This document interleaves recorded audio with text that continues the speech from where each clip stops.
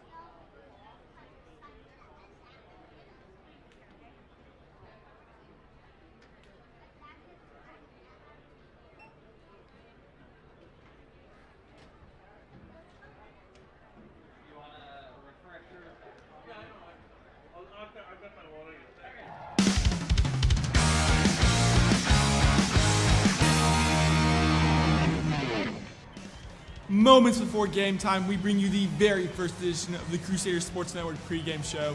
I'm Robert Gonsland, and I'm going to get you ready for a great matchup that we have tonight between the reigning 5A state champions, Shadow Creek, and your Strict Jesuit Fighting Crusaders. The Crusaders, led by Coach Clay Kubiak, bounced back from 2 tough losses to begin the season last week with a huge 45-7 win over A-Leaf Hastings at Crump Stadium. The offense looked explosive as senior quarterback Connor O'Hara recorded 203 total yards and 4 touchdowns. O'Hara found his favorite target, Robert Smith, quite a bit in this game as he was able to record 90 receiving yards. Later, we'll get to see how Rob was feeling as he was entering into this season. The run game was also on fire as both Joel Crawford and Alex May ran for over 100 yards and scored a touchdown. And now, as promised, we kick it over to 50 yards where we caught up with Robert Smith.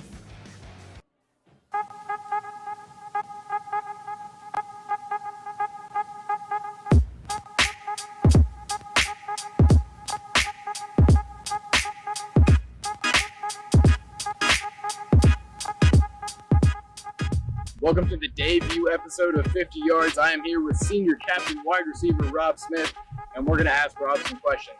All right, let's start off with the first one. When did you first start playing football? I actually didn't play my first full season of tackle football until my freshman year of high school. I was playing flag football probably ever since first grade. Yeah. So what's your go-to pregame snack? The cheerleaders, they make these special bags before every game, and they always put these Welch's fruit snacks in there, so Welch's is probably my favorite. Nice, and who's your favorite player all time? Favorite player all time probably has to be Andre Johnson. That's what I grew up watching. It's my inspiration. That's why I model my game after in a way. So definitely Andre Johnson. And we know because of COVID, this has been such an unconventional offseason. What have you done to prepare for your senior year? Man, just have to take advantage of all the time I had on my hands, working out 3 times a day, getting in the playbook, making sure I'm as prepared as possible for this upcoming season and everything starting. I've got one last question. You have dreams of playing in the next level. What would you say to college programs that are looking at you? Man, just that I'm going to come in, wherever I go, work hard, do what I got to do, keep my head down, and make plays when my name is called. Well, I sure hope they're listening. This was 50 Yards. I'm Will Smith. What a great interview. We're very excited to see what Robert can do tonight. Another impact player in tonight's game is the Sharks quarterback Kyron Drones, who's already committed to play football at Baylor. Drones is out in Shadow Creek's last game against Bridgeland, so he's looking to get his first win in his final season of high school football tonight. On the other side, Jesuit's quarterback Connor O'Hara has recently gained some attention from the media, and right now, he's up for Vibe Houston's Football Player of the Week, so make sure to go out and vote for Connor. That'll do it for tonight. We'll hand it over to the commentators down at Clay Stadium, and go Crusaders.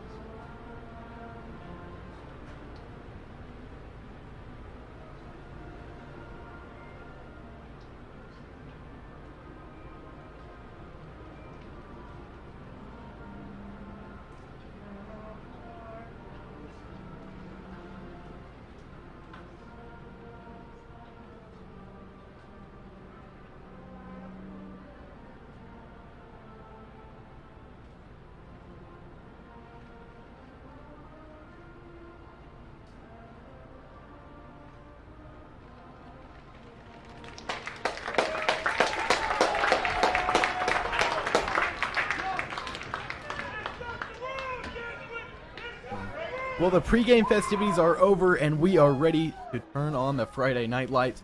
Your Fighting Straight Jesuit Crusaders are taking on the reigning 5A Division I state champions, the Shadow Creek Sharks. My name is Will Turboff. I am joined by Diego Sanchez. Diego, what are you looking forward to in this game? Well, this is going to be an absolutely electric game. The Crusaders are coming off an insanely good 45-7 win against A-Leave Hastings, and they're going against a very difficult opponent, which, to be fair, hasn't really shined as brightly as we would have hoped in this division. Yeah, with the realignment, they moved from 5A to 6A. Of course, Shadow Creek is a newer school, an overflow school for Manville. They played their first game against North Shore. Obviously, that's just about the toughest game that you can get week 1. And then last week, without their starting quarterback or star recruit Chiron Jones, last week they took another loss to Bridgeland. They're looking to come back, but Strike Jesuit is on a roll, and they're looking to get their second win in a row. Absolutely. As we were mentioning, a 45-7 win last week. They're trying to build off of that momentum and turn the season around, after losing the 2 first home games right here in Calais Stadium. But you mentioned Chiron Jones. How much of a factor is he going to be tonight? Man, I think well-rested. He didn't play last week. Looks like he's going to play this week. He's the captain, choosing the coin toss right here. Man, this guy had offers from just about everywhere. I think this Strike Jesuit defense has been prepping all week, and hopefully they shut him down. Yeah, you mentioned he's got offers, he's committed to Baylor. So this is definitely someone we have to watch out for if you're a Crusaders fan. But everything is out of the way, and we are ready for the kickoff. It looks like Jesuit won the toss, is elected to receive. And let's see if Connor O'Hara can string a good performance here tonight and build off of the big win last week. Yeah, last week Connor O'Hara finished with 4 all-purpose touchdowns, has been nominated for Vipe Houston Football Player of the Week. Make sure to find that article and go vote for him, because we want to see Connor well represented in this Houston football scene. Doing pretty good in the polls right now. Last time I checked, he was pretty high up there. So yeah, 3rd or 4th for Strike Jesuit, not, one of the bigger name teams, and a private school, even though they're in 6A, sometimes aren't seen in the same light as big programs like North Shore or Pearland. And before this kickoff, let's touch on an issue. Special teams has been really tough. We called the first game when they had quite a few errors on special teams. What do you think the special teams coordinator and those guys on that team have done to kind of make up for all those mistakes? Yeah, well, obviously a lot of the mistakes came from the kickoff receiving end, right? We had a lot of muffed punts, a lot of poor communication up there on the front line. So hopefully they iron these issues out in practice over the week. And Coach Kimball is in charge of the special teams, and I have no doubts that he definitely spoke to these guys. They told them, you got to wake up. Now, outside kick was also an issue. Hopefully we don't have to get to that point here tonight.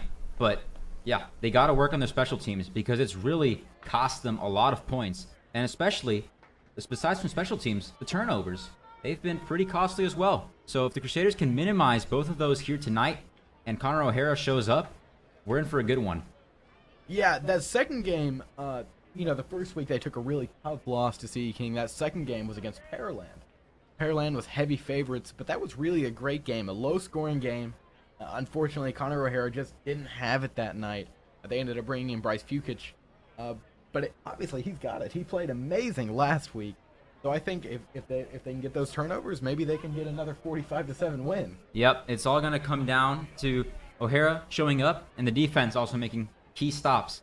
And, I mentioned the turnovers earlier. We had a lot of turnovers in that second game, that second loss. So, again, these little mistakes are really costing Crusaders. And if they can minimize both of those, man, they can go a long ways. But it looks like everything is just about ready. Looks like the officials are having a chat with the coach from Shadow Creek. But we're moments away from kickoff. Broadcast brought to you by the Crusader Sports Network. Yeah, it seems like there's been a little bit of an issue with the kickoff right now. I'm not sure what's going on, but we'll try to keep you as updated as much as we can. Both teams are headed to the sidelines now. I'm not really sure what's going on, Will. I guess maybe the players just got on the field a bit too early and the officials weren't set up yet, but one last chance for Kubiak and Kimball to talk to their guys and make sure that they start out the best way they can. A big return here would be huge to set up the Crusaders on their first possession. Yeah, I wouldn't assume there's any kind of rain delay here, but actually it looks like they're about to start. I think maybe it was a television delay. There is someone else broadcasting this game, and it seems like one of the crew members for that television crew just talked to one of the referees, and both of the kickoff team for Shadow Creek and the return team for Strake Jesuit are out there. The interesting formation here on the kickoff. Look how far up inside the field number 80 is for the Crusaders. Interesting. Oh, he's back down to the sideline now. I was about to say, that was a very odd decision here. But yeah, let's see. Special teams has been a big issue all season, Will. Let's see if the Crusaders can get a good kickoff return here. And the kick is off. It's a pretty deep kick. It looks like they're just going to take that one for a touchdown. I don't think Lance Saison has any chance to get many yards out of that one. No, it was a safe decision to just let it go to the touchback. Give O'Hara the ball in a comfortable position and run the script from here. Let's see what the play calling is here tonight. I'm assuming they're going to try to get May into the action, but we also got Robert Smith out there. And you've also got Joel Crawford. Last week, both Alex May and Joel Crawford had over 100 yards for scrimmage, and both had a touchdown, like said in the pregame show, and maybe we'll see that again tonight. O'Hara with the snap. He hands it off. Looks like to May right there. May's going to run to about the 35-yard line. Nice carry there for Alex May. Diego, you're a big fan of him. Absolutely. We saw short moments of him. Obviously, we had Dylan Campbell taking up all the spotlight last season, but when he went in, he was absolutely solid, and you saw it on that run. He prefers running to the outside. I feel like he's a stronger runner when he takes it out of the C gap and when he takes it up the inside, and he showed us right there. His speed gets him there, and he gets a big first down. And that's a toss to Alex May. He's going to go past the 35, past the 40, past the 45, goes out of bounds, and we are going to move the chains for the Strake Jesuit Fighting Crusaders. Yeah, like I just said, he really loves running to the outside, hitting that C gap hard. Basically, almost two identical plays back to back. One of them was a handoff, one of them was a toss to him. But they're going to try to exploit that all night long. They know if they can get that tackle to make that block, that's going to be open. Right, I think the Shadow Creek defense is kind of expecting, a passing barrage to start out the game just because of the week that Connor O'Hara had last week. But they're making a smart decision. They're going to go play action right here. It seems like they caught him off guard. O'Hara's going to take this one himself. Doesn't get very many yards out of it, maybe one or two. Just couldn't find a gap there. I love the play call there by Kubiak. You saw how Shadow Creek was loading the box. They were expecting run. Only one wide receiver out there, right? It's a very run-heavy package. What do? You fake the handoff. You have O'Hara run a bootleg. However, no one gets open downfield. Takes it for a nice little gain. Not a bad play. The no snaps you have for Joel Crawford. They like Alex May in that running back position right now. Looks like Robert Smith is in motion here. That's going to be another play action. A lot of pressure there. He tried to hand it off to May. A little pass, just couldn't get it off, and it's going to be 3rd and 7 here at the 48-yard line of the Strake Jesuit Crusaders. Yeah, it's a designed half-pack screen. You basically saw there was absolutely no assignment on the ends. The point is to basically bait them into the quarterback, dump it off to his running back, but May just was not able to come up with that one, and it's going to set up 3rd and about 7 yards here for the Crusaders. Yeah, it looks like O'Hara went to talk to Coach Kubiak there. Maybe some interesting kind of play call here. He's in the eye. The snap is off. He's going to hand this one off to May. Just stopped right at about the 50-yard line, and that's going to set up what will most likely be a punt here for the Strake Jesuit Crusaders. And, how do you see that first offensive possession? Not a great one, but also had some upside. Yeah, as I said, May running the outside was very good. That was working for the Crusaders. It was just an unlucky play on that 2nd down where they couldn't connect with them. The 3rd down decision, I'm kind of questioning, running up the middle on 3rd and long where it's not really, where Shadow Creek is loading the box. They got a bunch of linebackers in there. Not very intelligent, but they tried it. Great punt there. And that one's going to stop right inside the 10-yard line, and they'll get that down at the 6. Nice stop there by Holden Maples to get the ball down, and the Shadow Creek Sharks are going to have to start deep in their own territory. I just want to give a quick shout out to my homeboy Liam Garcia for that insane punt. Gets it inside of the 10, even gets the bounce to go for him. And yep, this is going to be very difficult field position to fight out of for Shadow Creek. The Crusaders are at a big advantage here, especially if they can get the stop and force a punt. The field position is going to be great, but if anyone can do it, it's Chiron Drones. Drones is going to pass on this first play all the way out to the sideline. He doesn't get very many yards, though, and the wide receiver will be tackled about the 10-yard line. The Crusaders catch a bit of a break there, a missed open field tackle, but luckily they're able to push him out in the end. Yeah, it looks like it's going to be around 2nd and 6. They're going to say 2nd and 8 here at the 8-yard line. So not a great play there for the Sharks. This time they're going to run up the middle, and they just get another minimal gain of about 2 or 3 yards. Going to bring up 3rd down here, Will. I'm not sure what Shadow Creek's going to do. They have a strong runner in Kelvin Brown, but they also have great options in passing with CJ Goodry out there. So let's see what they opt to do here. They honestly have a lot of flexibility with this much to go. And this one's going to be a pass. And a dropped pass there. It looked like that one was going to Greg Hancock. He just couldn't get that one off. And Strake Jesuit is going to have great field position for this next offensive drive. It's a rare miss from Chiron Drones. He's got his man wide open, hits him a bit high. But when as the coaches say, when it hits your hands, you got to catch that one. But as you said, this is a great chance for Lance Saison to take this back. Look where he's lined up, 50-yard line. The Crusaders have excellent field position with this punt.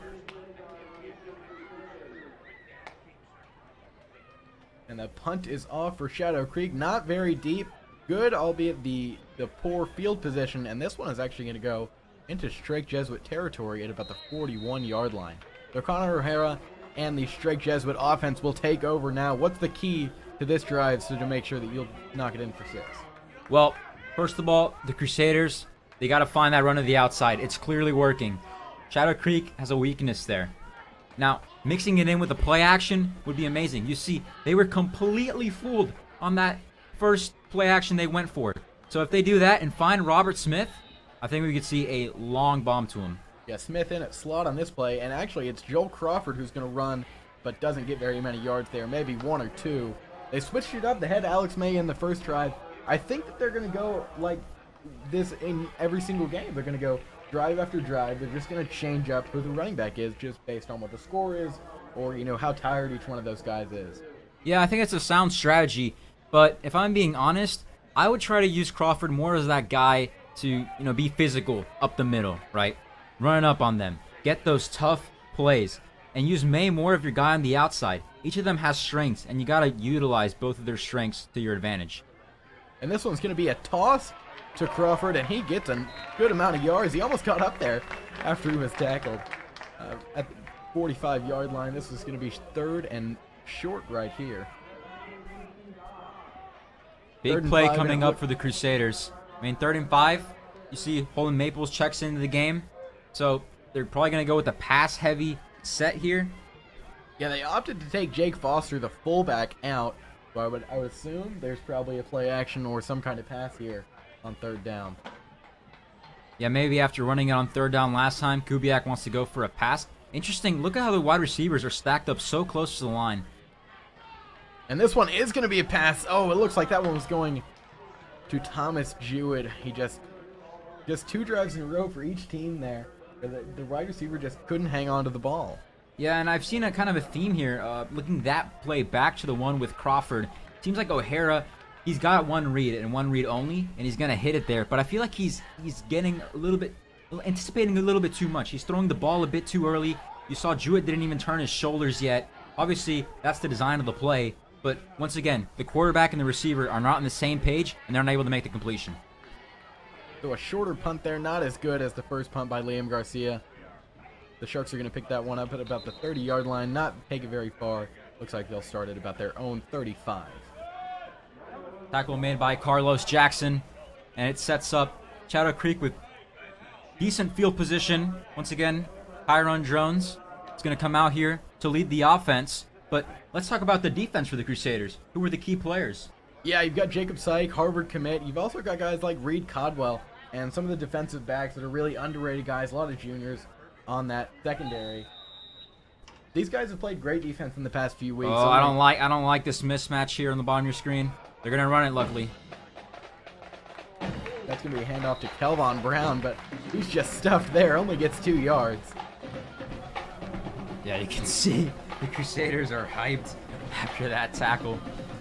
I think it was Reed Caldwell getting on the stop. Yeah, once these guys get going, they don't give up very many points. This one's going to be a pass for Drones. He's going to scramble. And a pass to Brown there. Oh, and just guarded by absolutely no one there, and he will get the first down. Shadow Creek's first down in the game. Just like you said, it guarded by no one. No assignment whatsoever on Kelvin Brown. He's sitting there in the flat the entire play. You can see it. He's waving at his quarterback. I'm wide open. I'm wide open. And after so much time in the pocket, finds him. Easy dump. First down. Yeah, he sure was wide open. Let's see. It looks like Drones is going to pass again. He's there again. Look at him. He's open again in the flat. A lot of pressure there, and he's going to throw this one outside of the pocket. And he's just going to get rid of that one. I don't blame him. He was about to get eaten up there. Good pressure there by the Crusader D-line, but once again, Brown is wide open in the flat. No one on him. Look, you can see him telling his quarterback, I was right there, wide open. The Crusaders might have to send a guy to just spy on him because he's there every time. Yeah, Coach Fikach and the defensive squad might send in a player there to kind of let him know we're missing Kelvon Brown right there. Oh, big stop there. But they don't miss him there. Jacob Syke, the Harvard commit, gets in all over him. What a play. Yeah, great play there by Jacob Syke, and it looked like Reed Codwell got a little bit of the action too.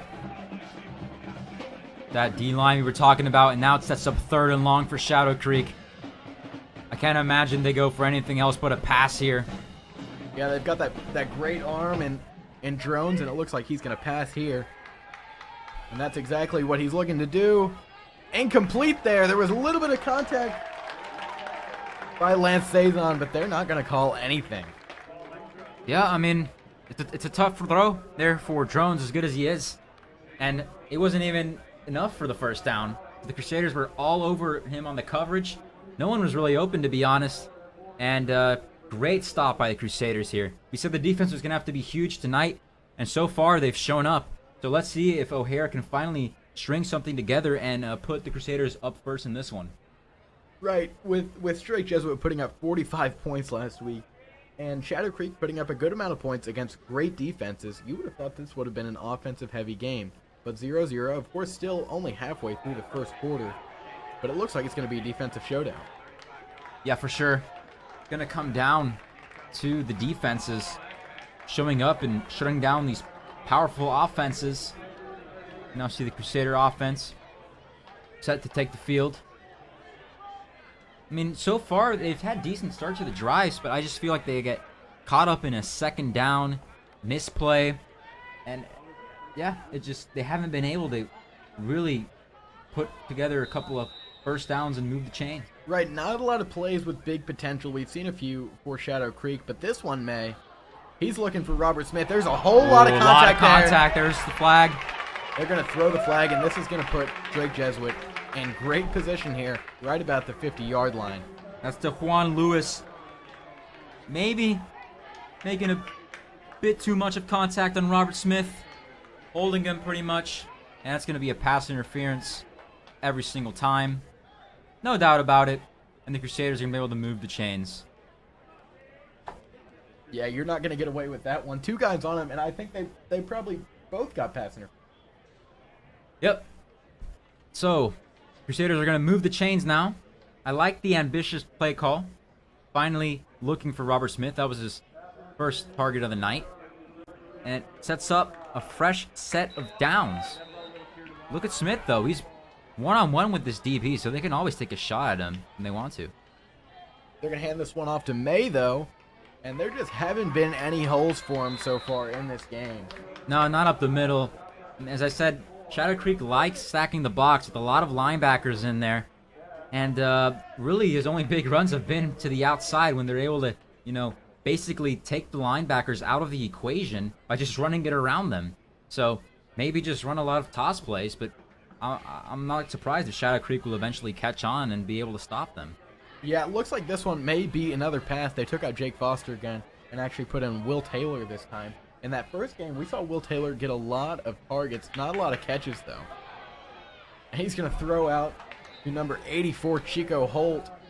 Just tripped there, it looks like, right as about he was going to get the ball. This is going to set up a third down. Yeah, it's a great play design, really. They're running that bootleg again. O'Hara's got all the time in the world, just not really able to connect with his intended target, and that's really been the story of the night. We already saw a couple of plays where he's just missed that throw that could have put the Crusaders up into a fresh set of downs. Not able to connect here, but they got one more shot at it. Third down. Let's see what O'Hara can do. Your Coach Kubiak, what call are you playing right here? I mean, to be honest with you, pass. Look at just how many people... timeout, first of all, by the Crusaders. They don't like what they saw. But Shadow Creek, because the Crusaders aren't spreading the offense with receivers, they're just loading up the box. They're like, we know you're going to run it. We're going to set all our linebackers right here. Running basically a 4-3 and running up us. We dare you. Because, to be honest, the only receiver on the field that's out there most of the time is just Robert Smith. So the Crusaders, if they want to open up the middle, they got to spread the offense out with his receivers.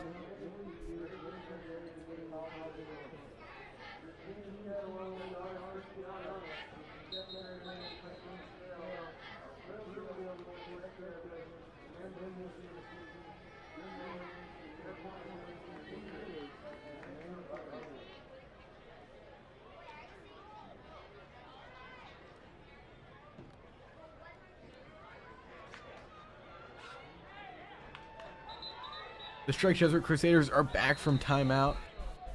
And actually, there's another stoppage of play here. Maybe they're trying to put the ball in another spot.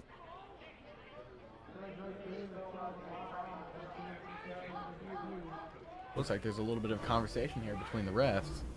Yeah, looks like the refs are talking to the Shadow Creek coaches and head coach Brad Butler over there.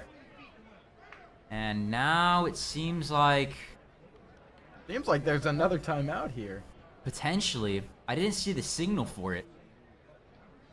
Maybe they didn't give enough time for the timeout. This is very strange here, Will. There's been 2 instances early in this game where we just have no idea what's going on. I'm very sorry. I hope it doesn't happen again. Yeah, the officials have been pretty confusing here tonight. The less than 6 minutes left to go in this first quarter. As we've said, it's been a defensive showdown to start off. And it looks like they're going to run this play with Bryce Fukich.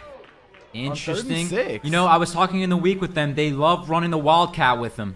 Here it is. Just as I said. Oh, he's going to be short.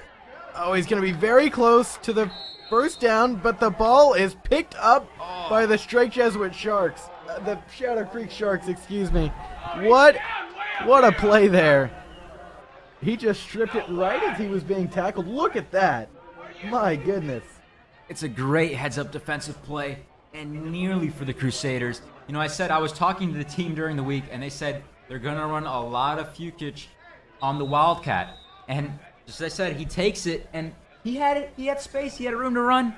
But, when he's turning those legs, trying to fight for that extra yard, for that extra inch to get the first, they just come in, strip the ball completely from his arms, and instead of a first down for the Crusaders, it turns into a first down for Shadow Creek. A lot of pressure there from Drones, and he's going to get this one off Trent McGahee. That's going to be a second and short. Nice play for the Sharks to start off this drive. One thing I've noticed a lot by Shadow Creek is how Drones just lets the play develop. And I don't know if that's good or bad for him. We'll have to see how the game plays out.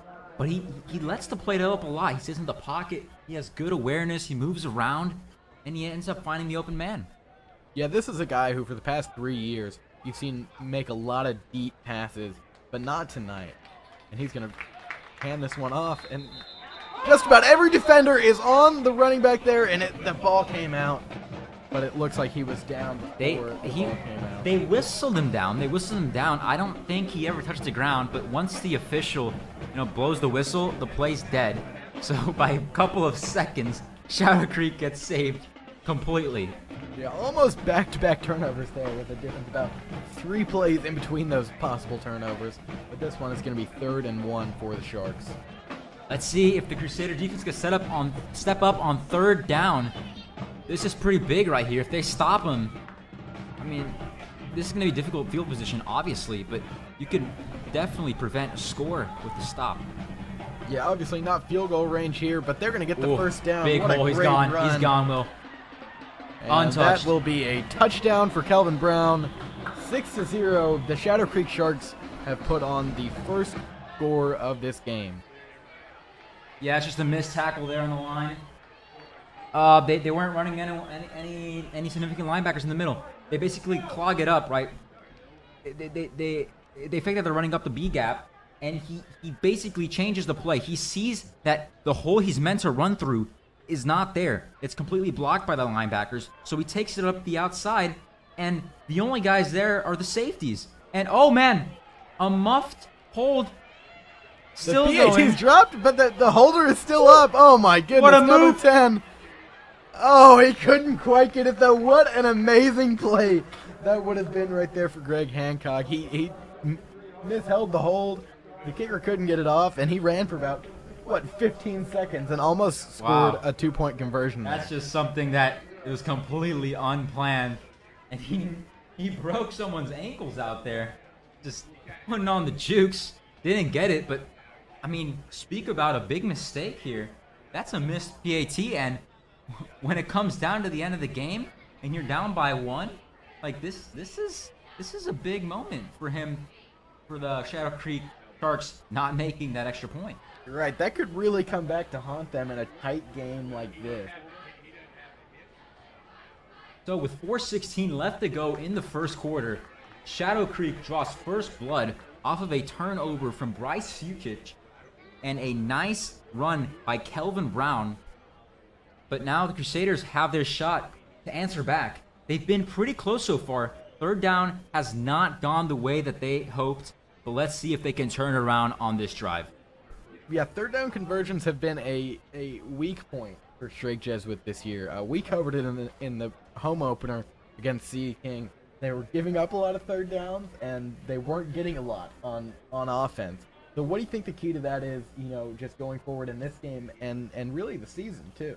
Yeah, it's really just comes down to the execution. I think the play calling is there on 3rd down, but we've seen a couple of key missed opportunities, missed throws, and we saw there the fumble. I feel like we are setting up correctly for the 3rd down play, but we just have to execute it better. Great execution is, of course, the name of the game, and I know Coach Kubiak has a lot of faith in these players.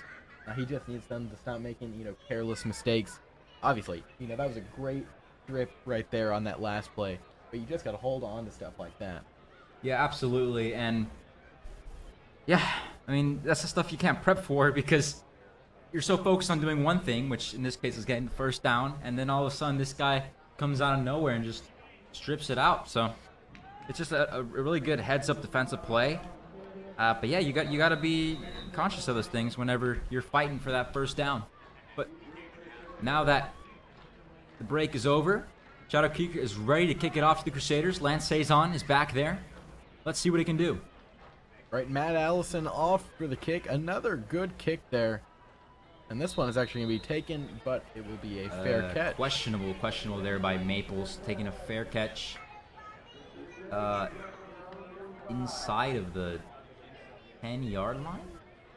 Well, actually, with the high school Oh, rule, right. They get the still take it touchback. at the 25-yard line. You're absolutely right. I was forgetting there.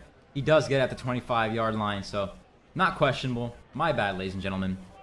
So, Connor O'Hara, he's back out there. Right, I'm not sure if they'll go back to too many more of those Wildcat plays with Fukic. Oh, and this one, it looked like May maybe had a hole there, just couldn't get anything, though. Yeah. Excuse me, that was Crawford. Yeah, it was there, but the block from the center, it didn't hold, right? he had basically made it through, and I think he had a pretty good gap, but that D tackle just comes out of his blind side from his right and takes him out before he can even make a play for a significant gain. Gets a yard on it, and it sets up second down. The second down here. It's going to be a play action pass. Almost faked me out there. And there was a lot of contact there again. It was a target to Will Taylor. Couldn't get it, though. Yeah, Will Taylor running a little out route there. I mean, again, I like this deep threat that the Crusaders have. But as we were saying, the execution is not there. We haven't really seen a big completion here tonight on these plays that are set up to have a really big play potential. And third down here, Will. This is where the Crusaders have got to come alive. Yeah, they've got to come alive on these. I think you've got to go with another pass here. They've got Holden Maples out alongside a tight end and Will Taylor and Rob Smith. I just think that O'Hara's going to get one of these sooner or later. He's going to pat this one out to Taylor. And wow, he comes down with that one. What a snag by Will Taylor. And move the chains for the Fighting Crusaders. Let's see that on the replay, Will. Oh my, he just goes up for it. He must have duct tape on those gloves. He just held on to the ball. What an impressive play by Will Taylor. Yeah, one of those juniors that has a lot of upside. That's Will Taylor. So obviously, we won't just be seeing him this year. We'll see him next year, too. And I think he'll probably be wide receiver number 1 out there next year. O'Hara with another pass here. Not a lot of room, and it's dropped by Crawford. Yeah, it's that same play that they tried on that second down of the first possession.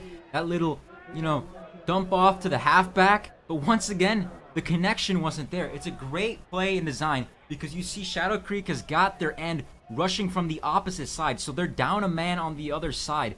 They've basically studied their defensive scheme really well, but they haven't been able to make that pass.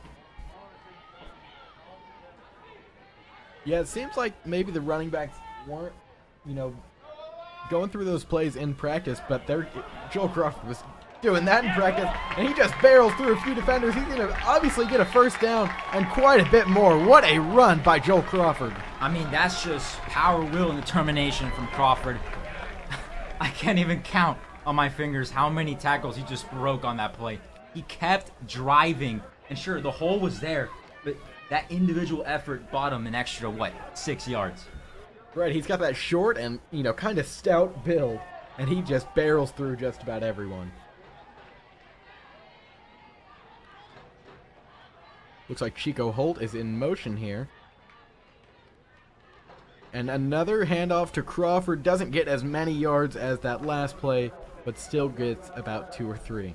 It seems like the Crusaders have figured out where the weak side is for Shadow Creek on these lineups. They keep running it away from the guy who they're sending the blitz over, and it's working perfectly because it's pretty much a mismatch on that side, and the runs have been working.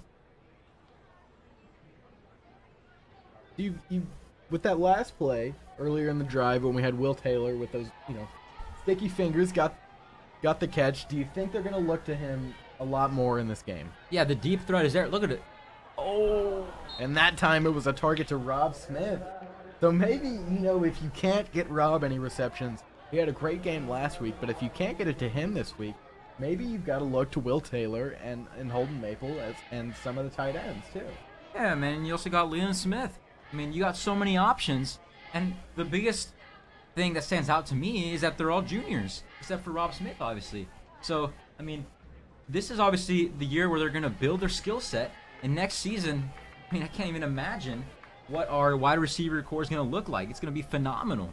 Right, there's going to be some uncertainty at the quarterback position. Maybe Bryce Fukic will finally take over in his junior year. This one is going to be a handoff to Joel Crawford. Doesn't get many yards again, and that's going to set up a 4th down. Interesting decision. Again, 3rd and 7. We saw a scenario earlier on the second drive, and they decided to go for a run.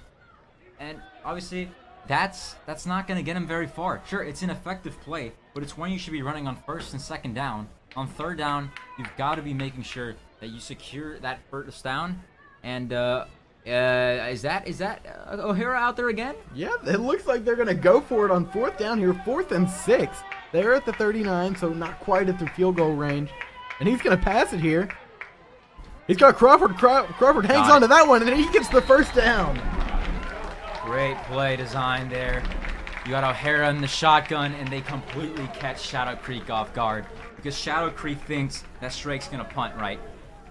They have basically not the right personnel out there at all. They don't have the right assignment, and you just sprint O'Hara on the field out of nowhere, run a quick play before they can set up, and it gets you the first down. Yeah, I think these long, methodical drives are really going to help the Crusaders throughout this game. They're keeping Chiron drones on the sideline for a really long time. This time a handoff to May. Won't get very many yards. That defensive line for Shadow Creek is something else. Yep. And they've been able to contain pretty well. But again, the Crusaders are just kind of methodically going at it. These short 3-4 yard runs are quickly making things a lot easier. O'Hara. Oh, did he pick that? They're going to say incomplete pass. Almost a pick there. Would have been the second turnover already for the Strake Jesuit Crusaders. But they're going to get a 3rd and 6 here. Another bootleg for O'Hara. And, yeah, they're just looking for that out route pretty much. But they haven't been able to find it all night long. And, again, as we said, 3rd down. This is the big play that the Crusaders haven't really been able to capitalize on. Sure, they just had to go on 4th down. But that's pretty risky. You want to get in on 3rd. Let's see if they can finally capitalize on this field position. Look at this. Robert Smith is about to be wide open. But they're actually going to run right here with May. And that's going to be really, really close to a first down. It looks like it'll be maybe 4th and 1 or 2 here. Yeah, it looks like he's going to be a yard shy of the first. I'm not surprised if Coach Kubiak keeps the offense on the field. I mean, you're doing a methodical, long drive. This is the chance to capitalize. And the first quarter is going to end here on us. Clock's just going to run out. But let's see when the Crusaders come off of this break, when they have a bit of time to chat with the coach, to see what they can string up here on 4th down. This is a very big play because they can take the lead if they make the extra point after the touchdown. Yeah, at the end of the first quarter, the score is Shadow Creek 6 to Strake Jesuit 0 points. But the Crusaders are going to go on the other side of the field and try to score a touchdown here. And we'll be right back.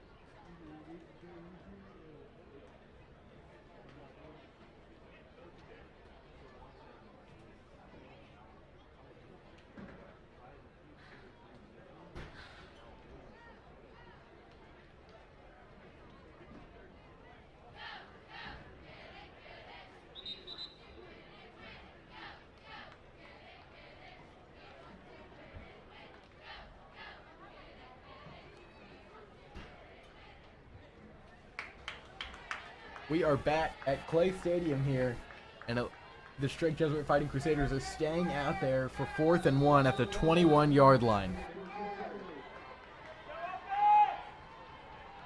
This is going to be handoff to May. Oh my goodness, and he is just stopped back, gets a loss of yardage there, and the Sharks will take over on offense here.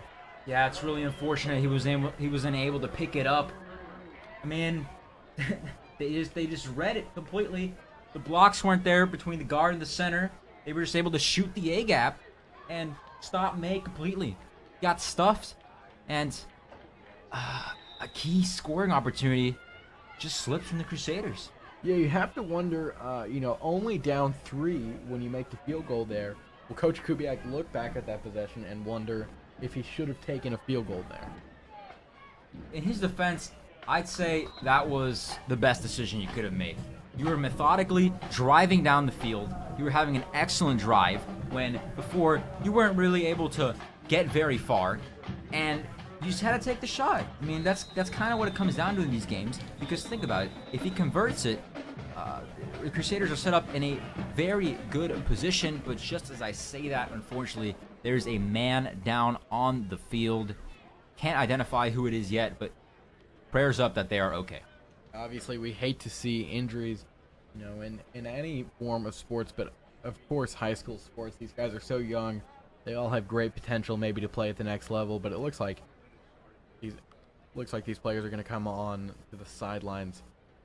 So, just in respect to that player, I think we'll go off for a second and come back when we have this issue resolved.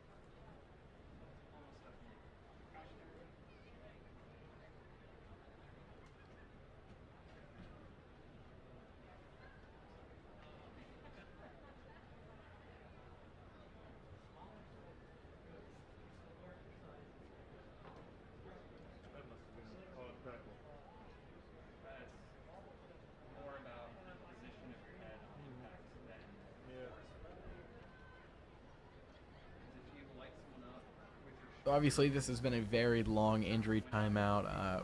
We're still not sure which player that is, but obviously this injury is very severe, and they're having to bring out the athletic training card. It seems like he's not able to either get up or walk. There's a TV stoppage right now in the booth right next to us. So as long as that is going on, I think we'll stay here, and when we come back, hopefully we can get back to this game.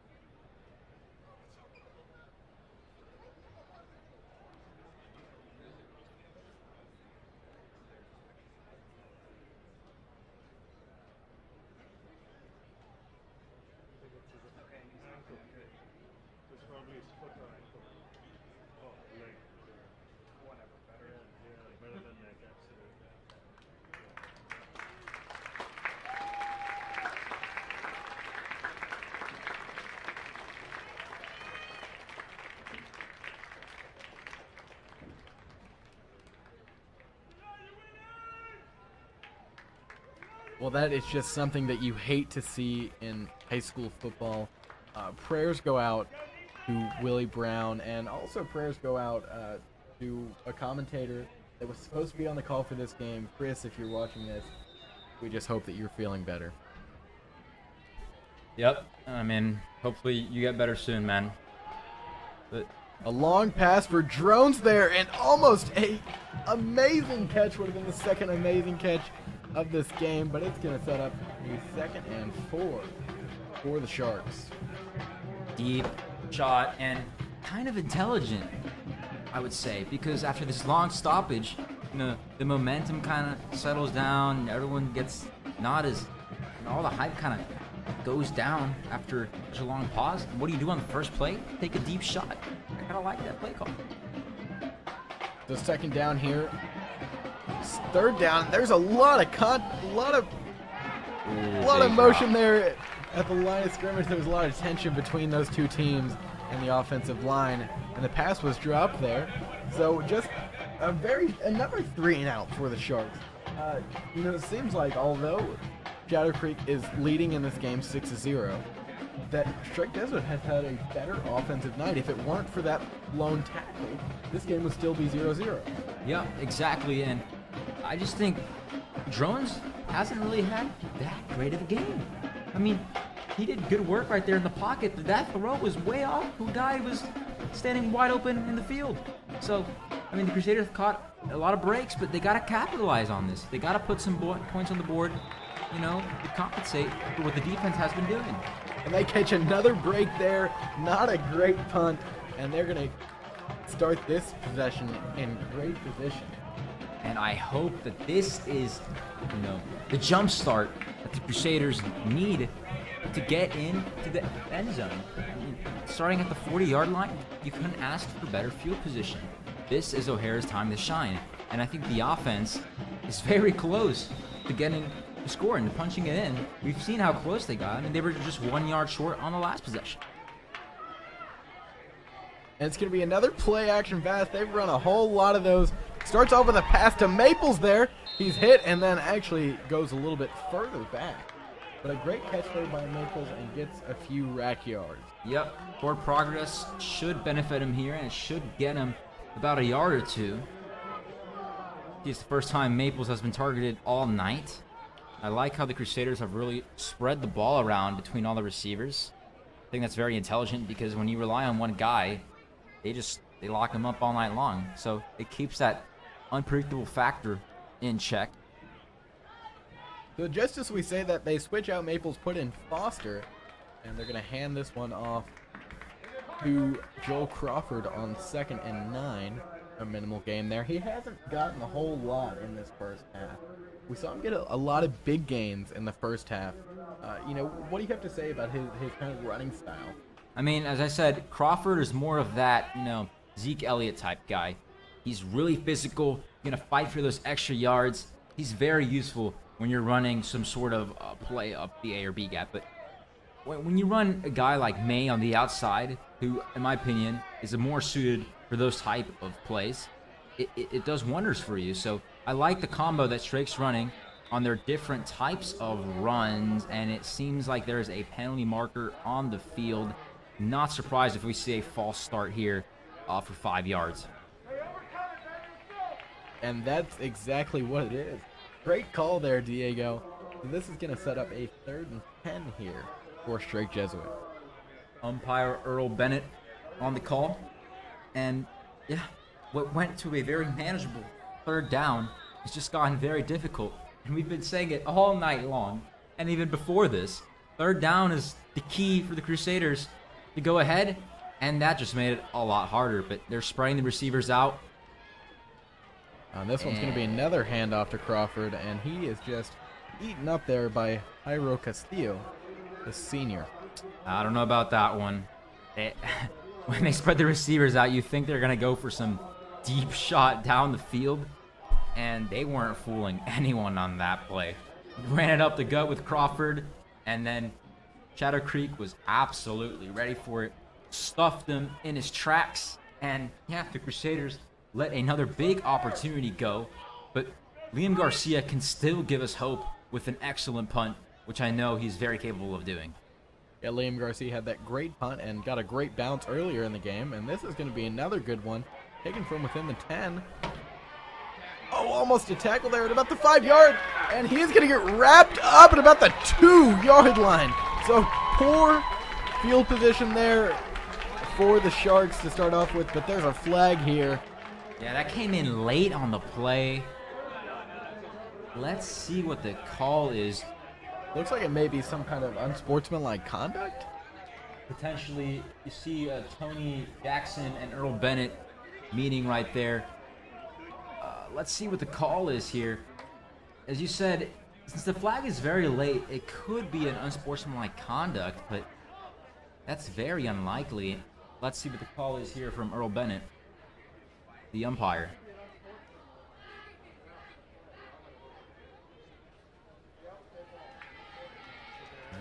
Yeah, it's going to be on the receiving team, but another penalty on the Crusaders, and it's going to offset, and you can see Coach Kubiak is furious out absolutely there. Furious. You usually don't see him run onto the field after a call like that, but obviously what he saw was not warranted of an unsportsmanlike conduct call. And personally, I didn't see anything at all. I'm going to be honest with you, I did not see anything on either side, to be honest. It looked like a clean play from both teams and a great stop by our special teams. This is going to pin down Shadow Creek in a very uncomfortable position with Kyron Drones, who, let's be honest here, hasn't been too sharp tonight. And maybe the Crusaders can get the ball back before the end of this half. But this is Kyron Jones we're talking about. He's absolutely capable of digging his team out of this hole. Yeah, he's going to have to go 93 yards here to get 6. They're going to start off with a run here for Brown. But he gets quite a few yards there, maybe a second and short here. Solid run there by Brown. I mean, they've been using him all night. To be honest, the passing game hasn't been there for Shadow Creek, and that's partly because of the great coverage by the Crusaders in the secondary, and it's also because Drones hasn't been as accurate as we thought it'd be tonight. Yeah, you see Craig Rural defending just a great game here. Drones is outside the packet. He's going to run, and he's going to get a first down and a little bit more there. He's going to go to about the 25-yard line. He had Jacob Syke at his heels, and he decided to bolt for it. No one is there really from the Crusaders. Everyone's deep covering the receivers, and those situations are kind of awkward because you can't rush towards the quarterback that's running out of the pocket, because then you leave your assignment wide open and it's an even worse play. So you just kind of have to rely on that hedge rusher to force the quarterback out.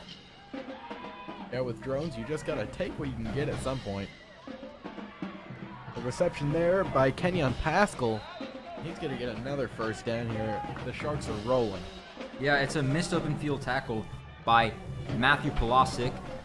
The receiver's able to shake him off and get that extra yardage. And, man, just as we said, Shadow Creek was going to be pinned and it was going to be difficult to get out of it. Well, they've proven me wrong, and they're going full steam ahead. This is going to be it. Thought it was a handoff to Brown, but Drones is actually going to keep this one to himself. And, you know, you don't see that a lot with a 4-star recruiting guy that's on his way to play for the Baylor Bears, and he takes a lot of contact there. Yeah, it's a risky play, but it definitely throws the Jesuit defense off guard. And, you know, you got to throw those in once in a while because it's never really expected, especially if you didn't see it on the tape the week before. He had a lot of time to pass that one off, but they won't get very many yards, maybe one there. Pass off to Kelvon Brown, who had the big run earlier in the game, but this is just going to set up a 2nd and 9. As I mentioned earlier in the broadcast, it seems like Kelvin Brown just kind of lingers there in the flat. He doesn't really have much of a role other than if the play doesn't develop downfield, they just give a little check down pass to him. Yeah, he's kind of one of those last resort players. Another keep. Jones is going to keep this one, and he may just keep running for the rest of the night. He gets within the red zone to about the 10-yard line. What a drive there. And it seems like this is completely unexpected from Drones. He said you wouldn't be expecting a guy who's already committed to be putting his body on the line running straight through the middle of the field, but they're faking the handoffs. The Brown has been excellent tonight, and it's catching Jesuit off guard. See the linebacker, number 50, Jace Bordelon, basically takes the bait for the running back, and it leaves a wide open hole. Yeah, on that instant replay, we saw there were about 8 guys, trying to tackle drones right there, and he was just faster than every single person on the defense. And it's really interesting because you wouldn't see drones as a type of guy to just take off and run like we saw in that first game. Right, this guy's putting his body on the line for the sake of the Shadow Creek Sharks. They're trying to bounce back from 2 tough losses. This is only his 2nd game of the year. So, he's just trying to get his first win in 6A for this team. He's kind of been the premier player for this program since they've started. He played in the 5A state championship as the starting quarterback as a sophomore. This guy has a lot of accolades, even before he played a game in his senior season. Absolutely. And this time going to be another pass to Brown that the strict Jesuit defense knew that one was coming, obviously. Yeah, I mean, kind of gave it away. As soon as Jones gets the snap, turns his shoulders to his first read, it's obvious where the ball is going. And, yep, as I said, Brown's just been there hanging out in the flat. If they don't run it with him, they're just going to give him a quick check down pass, maybe get a yard or 2. But the Crusaders, luckily, did their homework. They saw that on film, and they swarmed him instantly. The 2nd and goal here at the 12. Another handoff to Brown, but he gets a very short gain of 2 yards there. Great job by the D-line. They absolutely stuffed Brown on that one. Nowhere to go, and it sets up 3rd down. And if the Crusader defense can hold here, that would be really big, especially with 6:23 left on the clock. That's plenty of time for O'Hara to string up a drive and get into the end zone. Yeah, you can get at least 1 quality possession in there, maybe 2. You can get a turnover. This one's going to be a pass for Drones. Ooh. And a broken up pass there. What a great play by Gavin Stewart. The birthday boy there. Getting his wish and getting some good playing time here and making it count. Yeah, Gavin Stewart. It looks like that's just a wide open walk-in touchdown by Greg Hancock. But no, Stewart comes out of nowhere and breaks it up. Great play, great hustle, never gives up on the play, and you can hear the crowd. They're absolutely ecstatic. They're on their feet.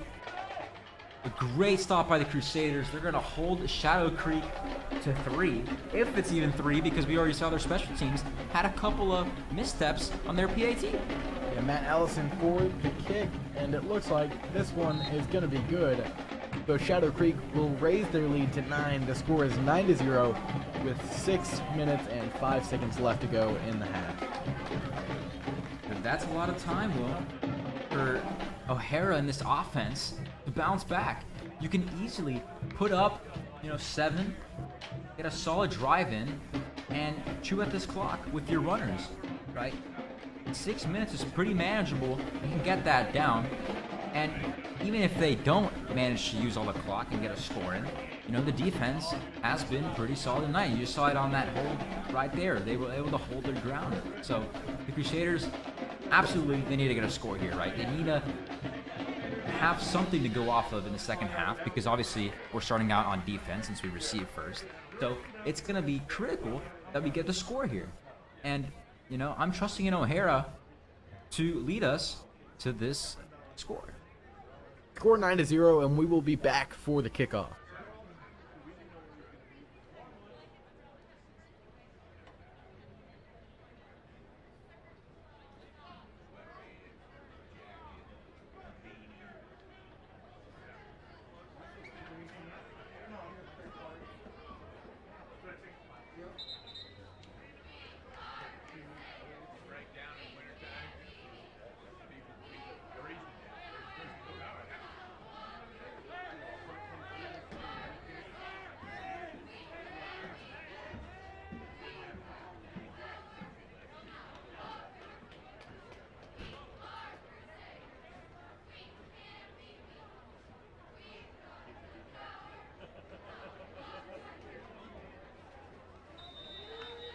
And we are back to the action here. Matt Allison about to kick this one off. Drake Jesuit looking to get a big kickoff return here. Diego, what do you think the key is, not only to this kick return, but to the drive that goes along with it? It's third down, really. We've seen Jesuit get really close on a lot of occasions, but they haven't been able to push it through on third down. Whether that's because of a penalty, whether that's because of a misplay, it's been a lot of things. And if the Crusaders can get this third down conversions and keep the drives alive, I have no doubt they're going to be able to drive all the way down the field and get a score. Picked there by Allison. Maples is going to call a fair catch on this one, and O'Hara and the Straight Jesuit offense will take over at the 25-yard line. You've seen Straight Jesuit have two different offenses in tonight. They've had a fullback in without Maples, and then they've had a team in without Maples, and sometimes even without Will Taylor. Which team do you think is stronger? I mean, that's hard to say. I like them all, really. I think they're all good in their own situations. Especially when you decide to play May, who gets a big run here, just as I'm talking about him, for about 9 yards. But yeah, as I was saying, and it looks like he's shaking up on that one. Let's hope he's okay. Oh, this is not a good sign for the Crusaders. Looks like took a big hit on the way down. And just another injury here. Hopefully this one, isn't as bad as the one that we saw earlier to Willie Brown. Looks like this one was to the abdomen. Luckily, it doesn't look like it's any sort of knee injury or one of those that would take him out. Maybe he got just the air taken out of him. That could be a possibility. I think it was the air that got taken out of him, to be honest. Looking at the replay. But great to see that Alex is back up on his feet, ready to go. But yeah, you were asking me, and I really do like when they combine May and Crawford because they have a lot of different looks. And it's just the versatility that the Crusaders have with every single package that they come out of, because you never know what they're going to run and you can't expect anything. And I think that's just one of their biggest strengths. And this one's going to be a toss to Crawford, and he'll get the first down yards that May got the first 9, and Crawford will get 1 and quite a few more. The Crusaders moving the chains, but more importantly, moving this clock. Right? You don't want to give Shadow Creek another opportunity to score. You want to put this 7 in before the half, make a stop, and it's one possession game.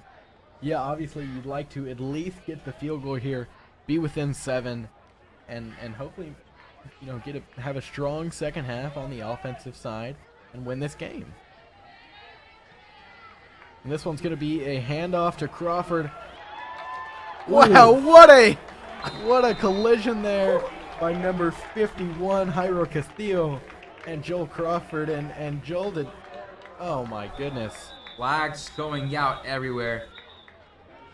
But I mean, wow, that is the clash of the Titans, man.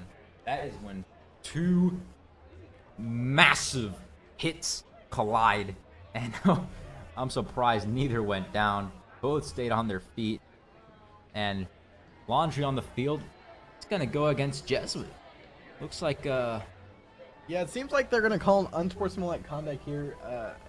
Looks like maybe on the coach. There's been a lot of talking between the coaches and the referees. It seems like that was Coach Kimball maybe that was having a lot of words, and he still is talking to the players there on the sideline. Getting a bit chippy out there, but man, this is what the Crusaders don't need, right?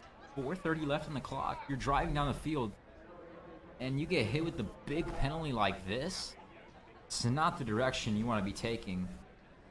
15 yards is pretty massive. It's going to set the Crusaders back pretty heavily, and there's still dialogue between our umpire, Earl Bennett, and Coach Kupiak. And they're signaling to reset the play clock, the game clock, excuse me. Yeah, it seems like Coach Kubiak, is just going to have to deal with these these penalties. It seems like there's a lot on the Crusaders right now for just a little bit of banter. But he wants the play clock right. He sure wants the play clock right, and I don't blame him. Absolutely. You lose 15 yards. Yeah, you got to get your way somehow. At this point, we need every second that we can get. And this is... they put about 20 seconds on the clock. Yeah, That was almost a robbery I was there. about to say. Pretty good time. Looks like they're going to gain back some of the yards. Oh, man. The blocks aren't there. Just as I say that, Chico Holt is eating up there. They've been trying to go to that screen all night long. Finally, they're able to get it, this time with the tight end, Chico Holt. But, I mean, the Sharks weren't fooled there. And they were able to just break through every single block. And now where does this set the Crusaders up? We said third down was already difficult enough. This is a 3rd and a mile. Yeah, we went from 2nd and 3 to 3rd and 21.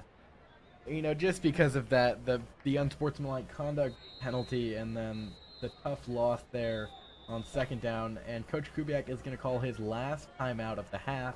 The score is still 9-0, under 4 minutes left to go in the half, and we will be right back.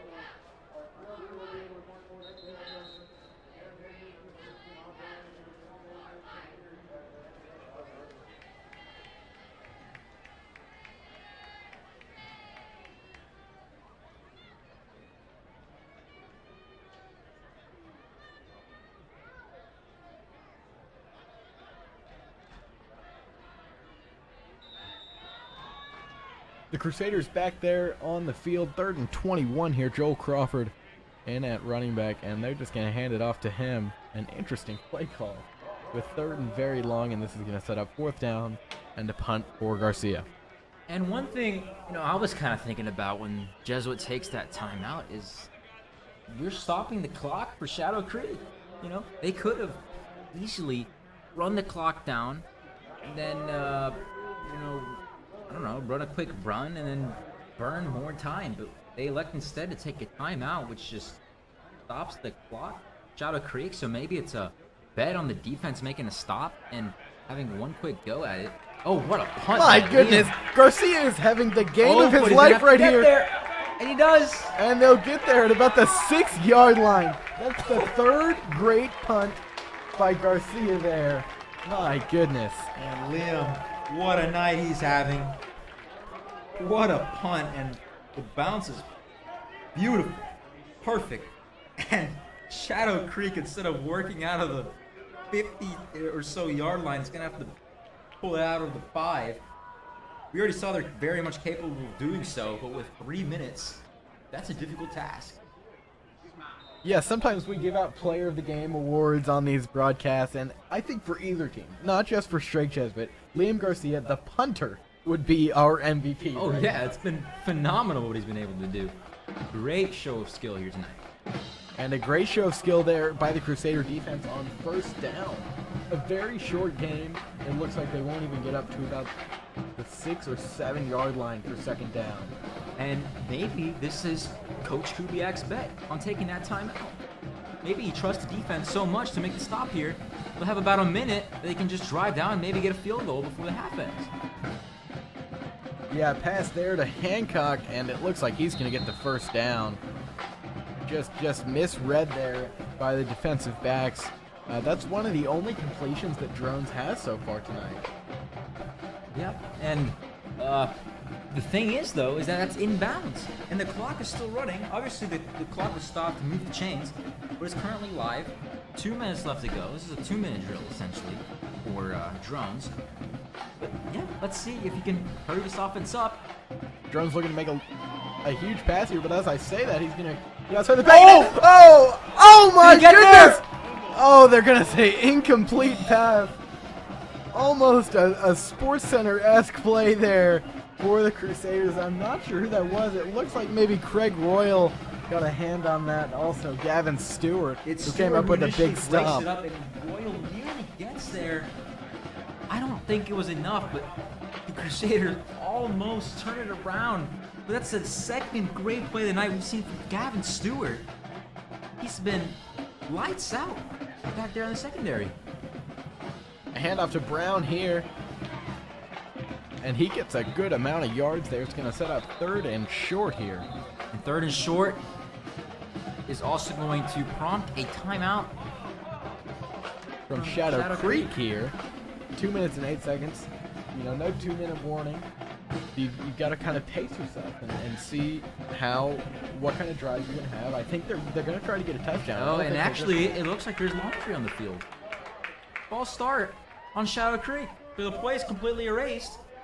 And now they've got 2nd down at around the 16 or 15 yard line. I think it's going to be 2nd and 15 here. Yeah, big penalty here because that's going to set back a pretty important run there by Brown, and it gives the Crusaders a break. Yeah, I think that might have been a hold on one of the offensive guards there. And now the timeout comes out from Shadow Creek. You know, now we called it wrong the first time, but I think this time it is going to be a timeout. So with that, 1 minute and 59 seconds left to go, and we will be back after this timeout.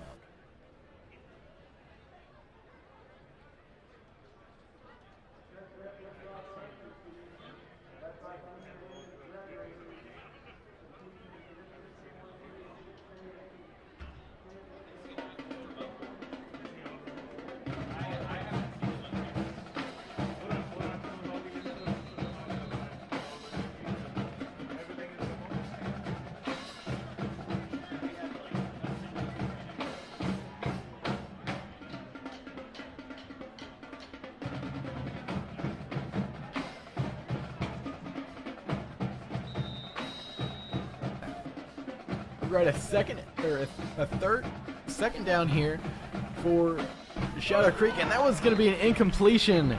So it'll set up a 3rd down now for the Shadow Creek Sharks with 1 minute and 56 seconds left to go. It's interesting how much they have targeted Greg Hancock here tonight. Like, I feel like this is the only receiver's name we've really called out. They seem to really want to find him, and it's interesting too because he plays in the slot most of his snaps. So it's been effective though because he's not able to. It's been a really interesting game. Some interesting play calls by both teams, but that's a guy. Oh, that he's you're gonna get a lot of Will. production from Kelvin Brown. Just the second amazing run, and he was met by Gavin Stewart there on the other side of the field, the other 25. Ooh, that is a tough pill to swallow. I mean, it is a 3rd and a mile, and what do? You give up a big run like that. It's great blocking by the wide receivers downfield that really makes the difference on that play. It turns that from a 5-6 yard gain to what we just saw. And now Shadow Creek has a legitimate chance at adding on to their lead. And the drill on that QB, Kyron Jones, and he's able to get that one off to Hancock within the 10-yard line. Looked like he got it to about the 5. But the scramble there by Drones was just incredible. I was speechless. I mean, I'm telling you, this guy is a wizard in the pocket. He knows exactly how to move around and find the open man on a play that's just not there. And again, it's Hancock is helping him out a lot because he's able to get open somehow, some way. And these two have had a perfect connection all night long. It seems like he's open every time. And Drones is going to come out, scramble again. He's got a lot of pressure. Oh, that can be picked. That one was almost caught there. But it looks like CJ Gidry, he just threw it away. There was a lot of pressure there by Jacob Syke and also Carlos Jackson. So he was just trying to get rid of that one, but it was almost caught by one of his receivers. It's kind of risky because he's basically throwing it to the other side, the complete opposite side of the field. I think if anyone from Jesuit was over there, he might have been able to jump up and make a play on it. Yeah, we just saw again. It's that pocket presence that he has. He's able to move out move around pretty confidently, but it's still 2nd and goal. So just over a minute left to go in the first half. Drones is going to run here, and he's hit out of bounds just about a yard behind the line of scrimmage. So 3rd and goal here. Diego, what do you think the Sharks will have to do here on 3rd down? 3rd and goal, I think they're going to run something really tricky up their sleeve. Something that, the Crusaders might not be expecting. Maybe another play where he fakes the handoff and runs it through. Maybe a pass to the end zone. I doubt they run it with Brown here, but you never know. These guys have been able to make big plays off of different scenarios. Yeah, 4 wide receivers out there, 4 drones. And he's going to keep it himself. Almost sacked there. Gives it off to Brown. And Brown will be stopped down there at about the 13-yard line, about a 5-yard loss for Shadow Creek. And time is running out. Just about 30 seconds left to go in the half. They're going to get their field goal team out here and try to tack on 3 more points to make this game 12-0. I said they were going to have to pull out a bit of trickery, and they're running an option play, which is the first time they run that option, that's specifically that type of option, right? And instead of giving it to his running back, he decides to keep it, and in the end, ends up lateraling the ball. But the Crusaders, once again, come up with a really big stop. And instead of giving up 7, they're giving up 3. But the offense has to capitalize on what the defense has been able to accomplish. Yeah, they're going to take a timeout right before the half ends. There's 2.3 seconds left to go. Allison already made a kick earlier in this game to make this 9-0. At the start of the game, when Shadow Creek got that first touchdown, they missed the extra point. Not on the kicker there. So he's been perfect tonight, and he's had some great place kicks, too. Yeah, he's been really solid. I mean, obviously the hold on the kick wasn't his fault, but I mean, taking a timeout here, you're kind of icing your own kicker, aren't you? It's kind of an interesting decision. I would have thought they would have just I let him kick the ball, but now they're gonna make him line up for it again. Well, it seems like they just wanted to make sure that this one ends. Absolutely, that is absolutely also the case, but I feel like you're running the risk of icing your kicker. We saw this in an Arizona Cowboys game back in like 2009, where Jason Garrett did the same exact thing, thinking he just wanted to end the game like that. And instead, ice his own kicker. Let's see if it doesn't happen here. But it seems like he doesn't affect him at all. The kick is good, and Shadow Creek is going to take a 12-0 lead here at the half. That is the first half of this one, Will. What are your thoughts so far? Yeah, I really think, coming into this game, when Strict Jesuit just had a great offensive showing against A-Leaf Hastings, they put 45 points on. They've just got to realize that they're facing a different defense this week, and they really have to step it up. 0 points put on the board by Strict Jesuit in the first half. That's just something you don't see with Coach Kubiak's offense. Yeah, absolutely, unheard of. But yeah, it's down to the offense. Really, the defense has been remarkable. They've shut down drones for the most part, right? They've given up a couple of big plays, but there's been no response from the offense. They've fallen short on 3rd down, and that has really been the big difference maker, is that Shadow Creek on 3rd down has been lights out, while the Crusaders have been just a bit short. So I think if they can turn that around and the offense gets back into the mix of things, I think we can see the Crusaders making a remarkable comeback here. Well, there's a lot for Coach Kubiak and the other coaches, to address their players at halftime, and hopefully the players take that to heart and come out next half with a lot of energy. Well, this was our first half coverage. It looks like the halftime festivities with the Church's Chicken are about to start, so we will see you back when the 3rd quarter starts.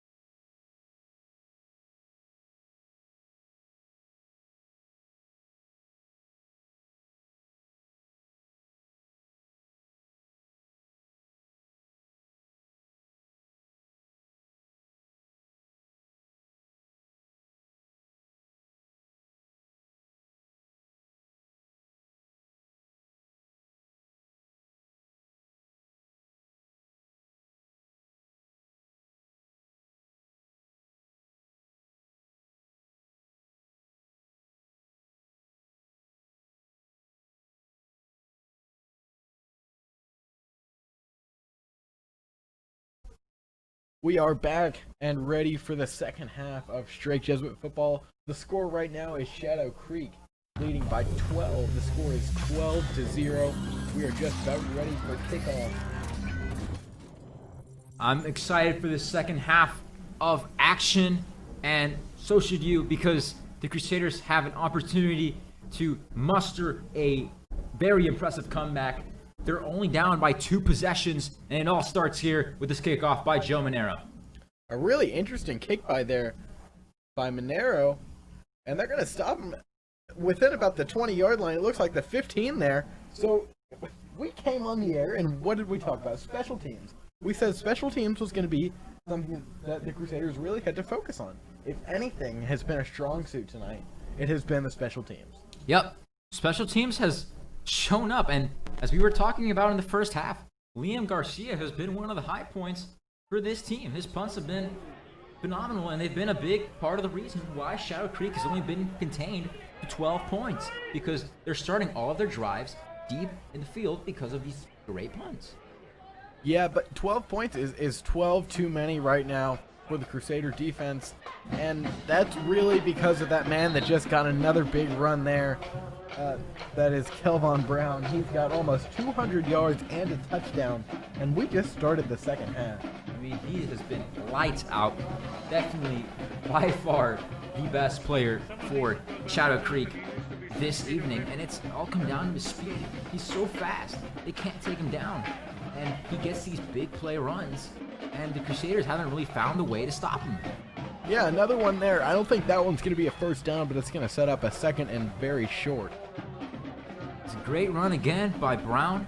2 straight running plays here from Shadow Creek. I think they realize that Drones hasn't really been on his A game here tonight. What's worked? The run has. Let's keep running it up the middle and out of the sides and see if the Crusaders can stop it. And so far, the answer has been no, they haven't been able to stop it. And a third straight handoff to Brown there, but he gets stuffed, and I don't even think he's going to get enough yards for a first down. Actually, they're going to say that he does, and they will move the chains for the Shadow Creek Shark. Pretty generous spotting of the ball, but officials give him a little bit of the help there, and they get him the first down. So now Shadow Creek going to spread the offense out a little bit, and get 4 receivers in. And that one was just too high there for Kenyon Pascal. He couldn't get that one off. It looked like, Gavin Stewart, who has probably been the defensive MVP tonight, has had a number of deflections. He just read that one wrong, but he was almost in position to make an interception there. Yeah, he was just playing a bit too deep. I think if he's playing, obviously his hindsight, but if he's playing a bit closer up, he could have definitely been in the position to make the interception there. It was a very poor throw by Drones, who I've mentioned already hasn't been on his A game here tonight. And the Crusaders nearly capitalize on that, but it sets up second down, and let's see what they opt to do here. And they've got Armstrong all by himself on that left side, but Drones can't get the pass to him. That's 2 straight incompletions, and it's going to set up a 3rd and 10. Yeah, his accuracy hasn't really been here tonight. You see, they've got the right idea. They have the Crusaders basically surprised with that slant. It's a quick slant to number 4, Lawrence Armstrong, and they're not ready for it, but the pass isn't there. And what does this do? It sets up 3rd down and long. And so after 2 poor plays from the quarterback, you got to start wondering, are they going to take the risk and run it here? Probably not, but let's see what they do. Looks like there was an offside there, so this is going to be a free play for Shadow Creek. Greg Royal, of course, it's on a free play, just makes quite the catch there out of bounds, nevertheless, so it wouldn't have been an interception even if the play had counted. But this one's going to be 3rd and 5 after the refs announced the penalty. Pretty impressive catch, I must say. Difficult one to make as well. But the 5 yards is really going to give Shadow Creek another shot at this. And with 5 yards, you got to start thinking maybe they're going to try it with Brown. They're actually going to pass again here. Brown's got a lot of pressure. He's going to throw this one out.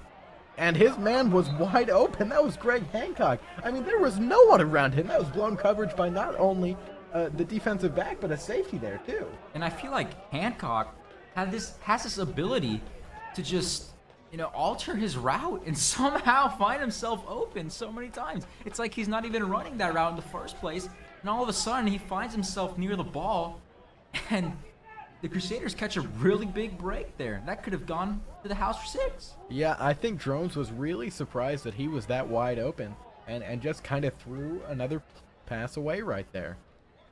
So now it's set up for the punt here. The punt is going to carry into the 20-yard line at about the 16 is when they will touch it. So Connor O'Hara and the Straight Jesuit offense are set to take over here on their first possession of the second half. What is the key to getting on the board here to start off the half? Once again, I hate to beat a dead horse, but it's those third down conversions. If they want to keep these drives alive, they've got to be here on third down. And yeah, they're not doing themselves a very good service if they're getting these big penalties for unsportsmanlike conduct and setting themselves up with a difficult second down and third down.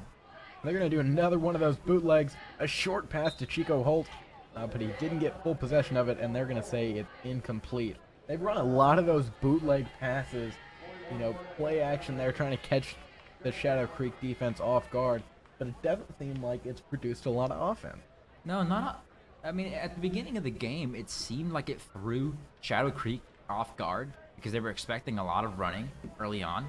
But I feel like they've caught on at this point, and it hasn't been as effective as they want it to be. The fullback is in motion there. Looks like that's Foster. Crawford is going to run, but doesn't get very many yards, and that's going to set up a 3rd and long. They start off this drive. On first down, it's an incomplete pass to Holt.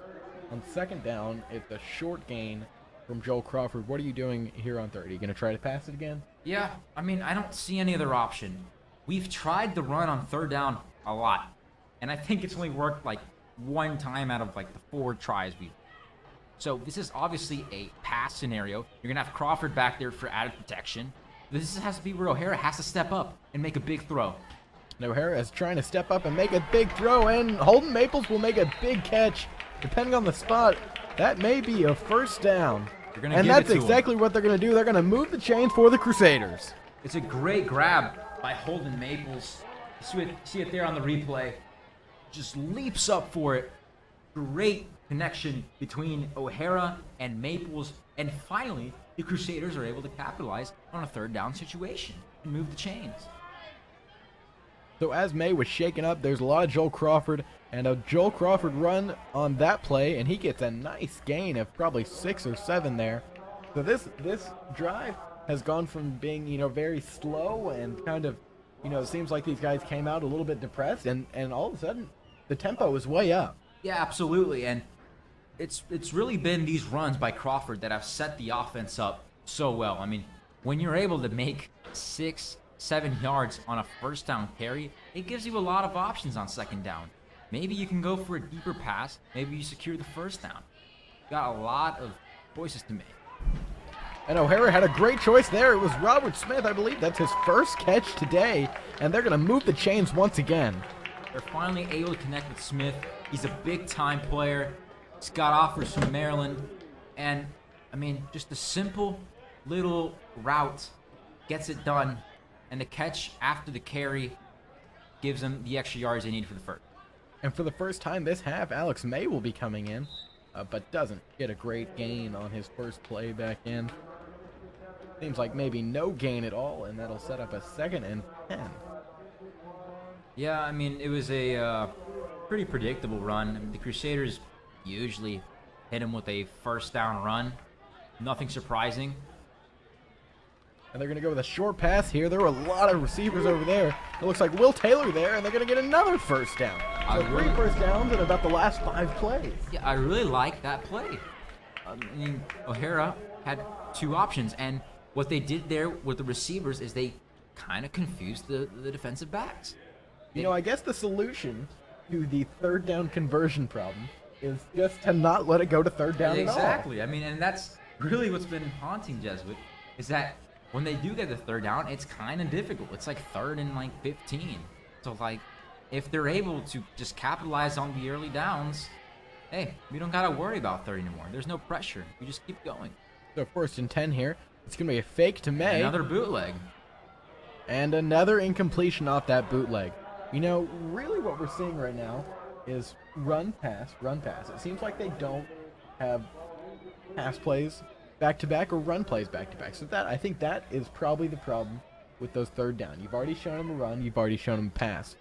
So here, now that they actually have done 2 pass plays in a row, I think that they'll probably run this one back up with May or with Crawford. Yeah, but it's got to be a very effective run here. You're already at a 2nd and 10, and you need something big to set yourself up for 3rd down. As you said, there's a run, but it's not effective at all. It is not effective at all. They're going to send Chico Holt out there. Probably take a fullback or a wide receiver out here. And I think they're going to have to go for a pretty long pass here. Yeah, it looks like they're actually going to take Shanklin out right there and put in Maples. So they're going for a pretty small set right now, it seems like. Yeah, and it looks like this might be just another deep ball. What is what they're trying to set up here. But once again, we've been talking about this all night. They're on 3rd down and long because they didn't produce in the first 2 downs. So when they're able to produce in the first 2 downs, things go well and look absolutely spread the offense here. Oh, and it looks like Smith was just about on his knees as he was trying to catch that one. So that's going to lead to a 4th down here for the Crusaders, and Garcia, alongside with the rest of the punt team, will be coming out. Good thing for him, they're at the Shadow Creek 44-yard line, and I think that's perfect position for Garcia. Liam's been probably the brightest point tonight, and if he can pin him down again, maybe the defense gives the offense another chance. But how many chances do you have to give this offense? They just haven't been able to produce. You'd love to see a safety, and as I was saying that punt was almost blocked, and this one does not take a... Actually, it will take a great bounce, and they're going to let this one roll until the 1-yard line. And Liam is having the game of his life right here. I mean, the punts have been perfect. Look at the replay right there. The whole kick team is out there at the 1-yard line just waiting for that ball to stop rolling. And this is excellent, an excellent opportunity for the Crusaders. Think about it here. A missed handoff, a missed assignment. Maybe they read the offense, and we're looking at a safety here. This is dangerous territory if you're a Shadow Creek fan. Yeah, you'd have to look at all the times that Shadow Creek has been within the 10-yard line and somehow made it out of there. But I think this is the drive that maybe Strike Jesuit is able to get a safety. And this one is actually going to be caught on the 1st down. He gets a very minimal gain of about 4 or 5 yards. He'll be outside of the shadow of the end zone. You know, drones won't be taking the snap from the end zone. It will give him a little bit of room. Yeah, and this gives him a bit of breathing room, but it's still not clear of the danger just yet. You could have a big tackle for loss and, really put Shadow Creek in a dangerous position once again. This is going to be run by Brown, but it looks like Codwell right there is just eating him up. And there is going to be a loss of yardage right there. So they're going to be within the 5 yards on 3rd down. And this is a very crucial play in the game right here. If Jesuit gets this stop, they can put O'Hara in the offense back out there and make this a 1-possession game. But, you got to make this stop right here. And the field position will be excellent if they do. I'm not surprised if they run it. They're actually going to pass this one. Drones gets the completion and the 1st down. So just as we were saying how great of a stop that would have been, they likely would have had to, change their punting formation just because they would have been so close to the end zone. But the Sharks are going to get to move the chains and lengthen their drive. And it's interesting, he connected there with Cameron Newton. It's the first time we've heard his name all night because it's been only passes to Greg Hancock. And as we just saw, they find him again. And it's really interesting because Udry was just coming off of a great game last week, over 100 yards receiving, and now you see Hancock basically rise as a star on this team. Yeah, this offense is going really, really fast right now. Just pass play after pass play. Drones had a pretty weak first half, even though they're up. And right now he fakes off the handoff and he gets sacked. They tried that play earlier in the game, and to their credit, it worked. Jesuit was not ready for it.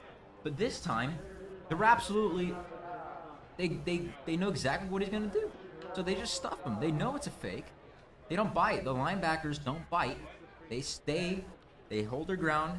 And what does it set up? A very, very good tackle for loss. And now there's a timeout called by Jesuit. Yeah, a very peculiar move there by Coach Kubiak. You know, down by 2 possessions in the third quarter. You usually want to save those timeouts in case you have to use them at the last second. But seems like he's going to use them. He saw something that he wanted to change. Make sure they get a stop here on 3rd down. Yeah, and as you said, using them this early in the game, kind of risky. But Coach Kubiak, you know, might be thinking here, we need a big stop right here. This has to be the turning point in the game. So maybe they just want to limit the big play potential that Shadow Creek has had whenever it seems that they're have their backs against the wall. The 2nd and 12 here at the 34 for Shadow Creek. Seems like they have another one of those TV stoppages. We noticed that earlier in the game we kind of confused all of you when there was a delay in the kickoff, and there's been delays in between games. But just know that we appreciate all of you watching. We appreciate any alumni watching, you know, wherever you are. We've had people from other states and even other countries watch this broadcast, so we just want to thank all of you for watching. We want to thank the Drake Jesuit administration for making this possible, and also making it possible for fans and family to be here. You know, they've set up great seating chart here with the student section and seating for fans. Yeah, I mean, and you really do have to appreciate all the safety protocols that have been put in place, keep everyone safe, both the fans and the players, so that we can even be here tonight in the first place. And Drones is trying to keep his team safe as he gets another pass off there to Greg Hancock. Guess who? Another 1st down. Man, this is like a one-man show. It feels like I'm watching Michael Thomas and Drew Brees. This is his one target. And the Crusaders, they somehow haven't found the formula to be able to stop him, to shut him down. It's a one-man show. It seems like at this point you would probably double cover Hancock, but it seems like they recognize that there's a lot of talent on some of their other receivers. But you've also got to be worried about that. That's Kyron Drones running all by himself. The defense is just behind him. He goes for about 20 yards there, and we saw another run like that in the first half. Yeah, I mean, you wouldn't think he has this ability to just take it on his own, but the blocks are there for him. Number 77 gets a great block downfield, but oh man, looks like this is coming back. All coming back. You know, a lot of the times in this game, there have been penalties going against the Crusaders. But it looks like, for once, it's going against the Sharks, and it's a huge one. Because they're going even behind the line of scrimmage. This is a 15-yard penalty. Looks like some kind of personal foul call. Absolutely. And this stage in the game, you can't be letting those silly calls happen. And the Crusaders get a huge break here. But it's not over, because Shadow Creek has big play potential. 1st and 21, and Drones is, oh my goodness, almost sacked. Gets out of the way, and it is caught there by CJ Guidry. And the Crusaders just did not make the most opportunity out of that penalty. Look at that catch there by Guidry, and he gets within the red zone. As I was saying, 1. Drones has an amazing ability to fight in the pocket and make a play. 2, Shadow Creek has big play potential no matter where they are on the count. And you saw it right there. They go from 2nd and 15 to 1st and pretty much nearly goal.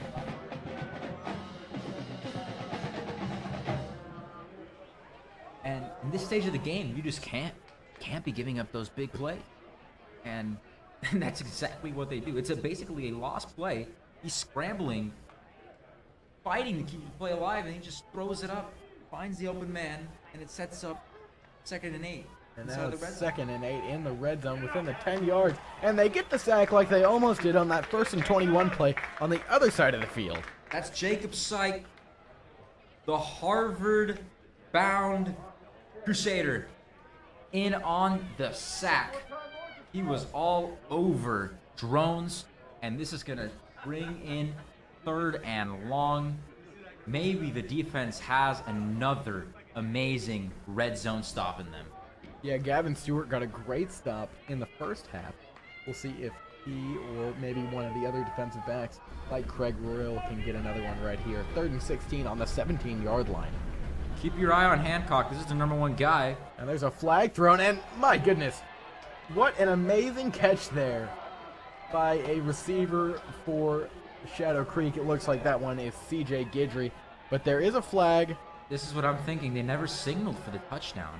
It looks like the flag was declined, and it'll be a touchdown, 18-0 right now. It seems like they picked up the flag. I mean, what a throw and what a catch by Shadow Creek, no doubt about it. They went with a one-on-one matchup. They took their risks. This is the officials now talking over the decision, and it seems like they might have well has just picked up the flag. Looks like there was a penalty there on Sam Reed, the linebacker. So they're going to decline this one. Obviously, they'll take the touchdown. It's 18-0. Pending the extra point, it will be 19-0. So a 3-possession game. You know what? If you're the Crusaders, you've got a quarter and a few minutes left to go. The PAT is good. What are you doing in this situation? I mean, there's only one option. You gotta fight back, right? I've seen incredible comebacks over the years out of this team, and I have no doubts that the Crusaders can still pull a rabbit out of the hat. I mean, all they have to do is really be concrete on 3rd down. They just have to be effective, and they haven't been effective. Or as we said earlier, you know, don't let it get to 3rd down. Exactly, and there was a great drive of plays where they were just getting a first down on, you know, the first down or the 2nd down. You don't have to give them your pass play and then your run play every single time. And I don't want to question the play calling abilities of Coach Kubiak. He has a great mind. You know, his whole family are great offensive coaches. But at some point, you've got to realize what is going to work for this team and the players that you have on this team. Right, and a lot of it has just been inconsistency in the execution of the play call. Because we've seen some pretty good calls come out, but, you know, passes have been dropped, you know, blocks didn't happen.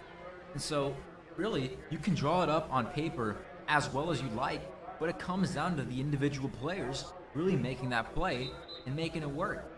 And the Crusaders, they've got to work really hard to get back into this game, but it's not out of the realm of possibility.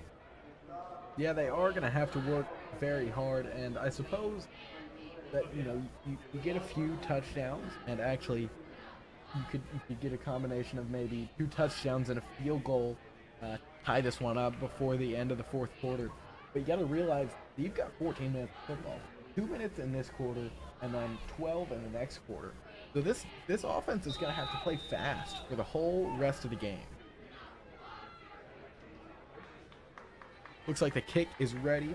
Allison is ready to kick it off. He's had some great kicks, you know, both as PATs and field goals, as well as these kickoffs. This one is actually going to be taken for a fair catch. O'Hara and the Jesuit offense will take over at the 25-yard line. Now, obviously Jesuit is down by 19. It's going to be a difficult comeback, but at this stage in the game, what are your thoughts on maybe bringing in a Bryce Fusick? Yeah, Fusick, we saw him in the Pearland game quite a bit. He had some tough picks, but I think the guy's got a lot of upside. We've got a few quarterbacks, but look at this run by Alex May. That's his first big run of the night, and he'll get to about the 45-yard line. I mean, Alex May's just showing us the burst of speed that he's got. I mean, what a amazing run. And again, to the outside, right where he likes it. And yeah, this is what the Crusaders need. They need these big plays out of their players to be able to, as we said, just not get to that third down territory. 2 wide receivers in on this play. It's going to be a play action fake and a deep pass there.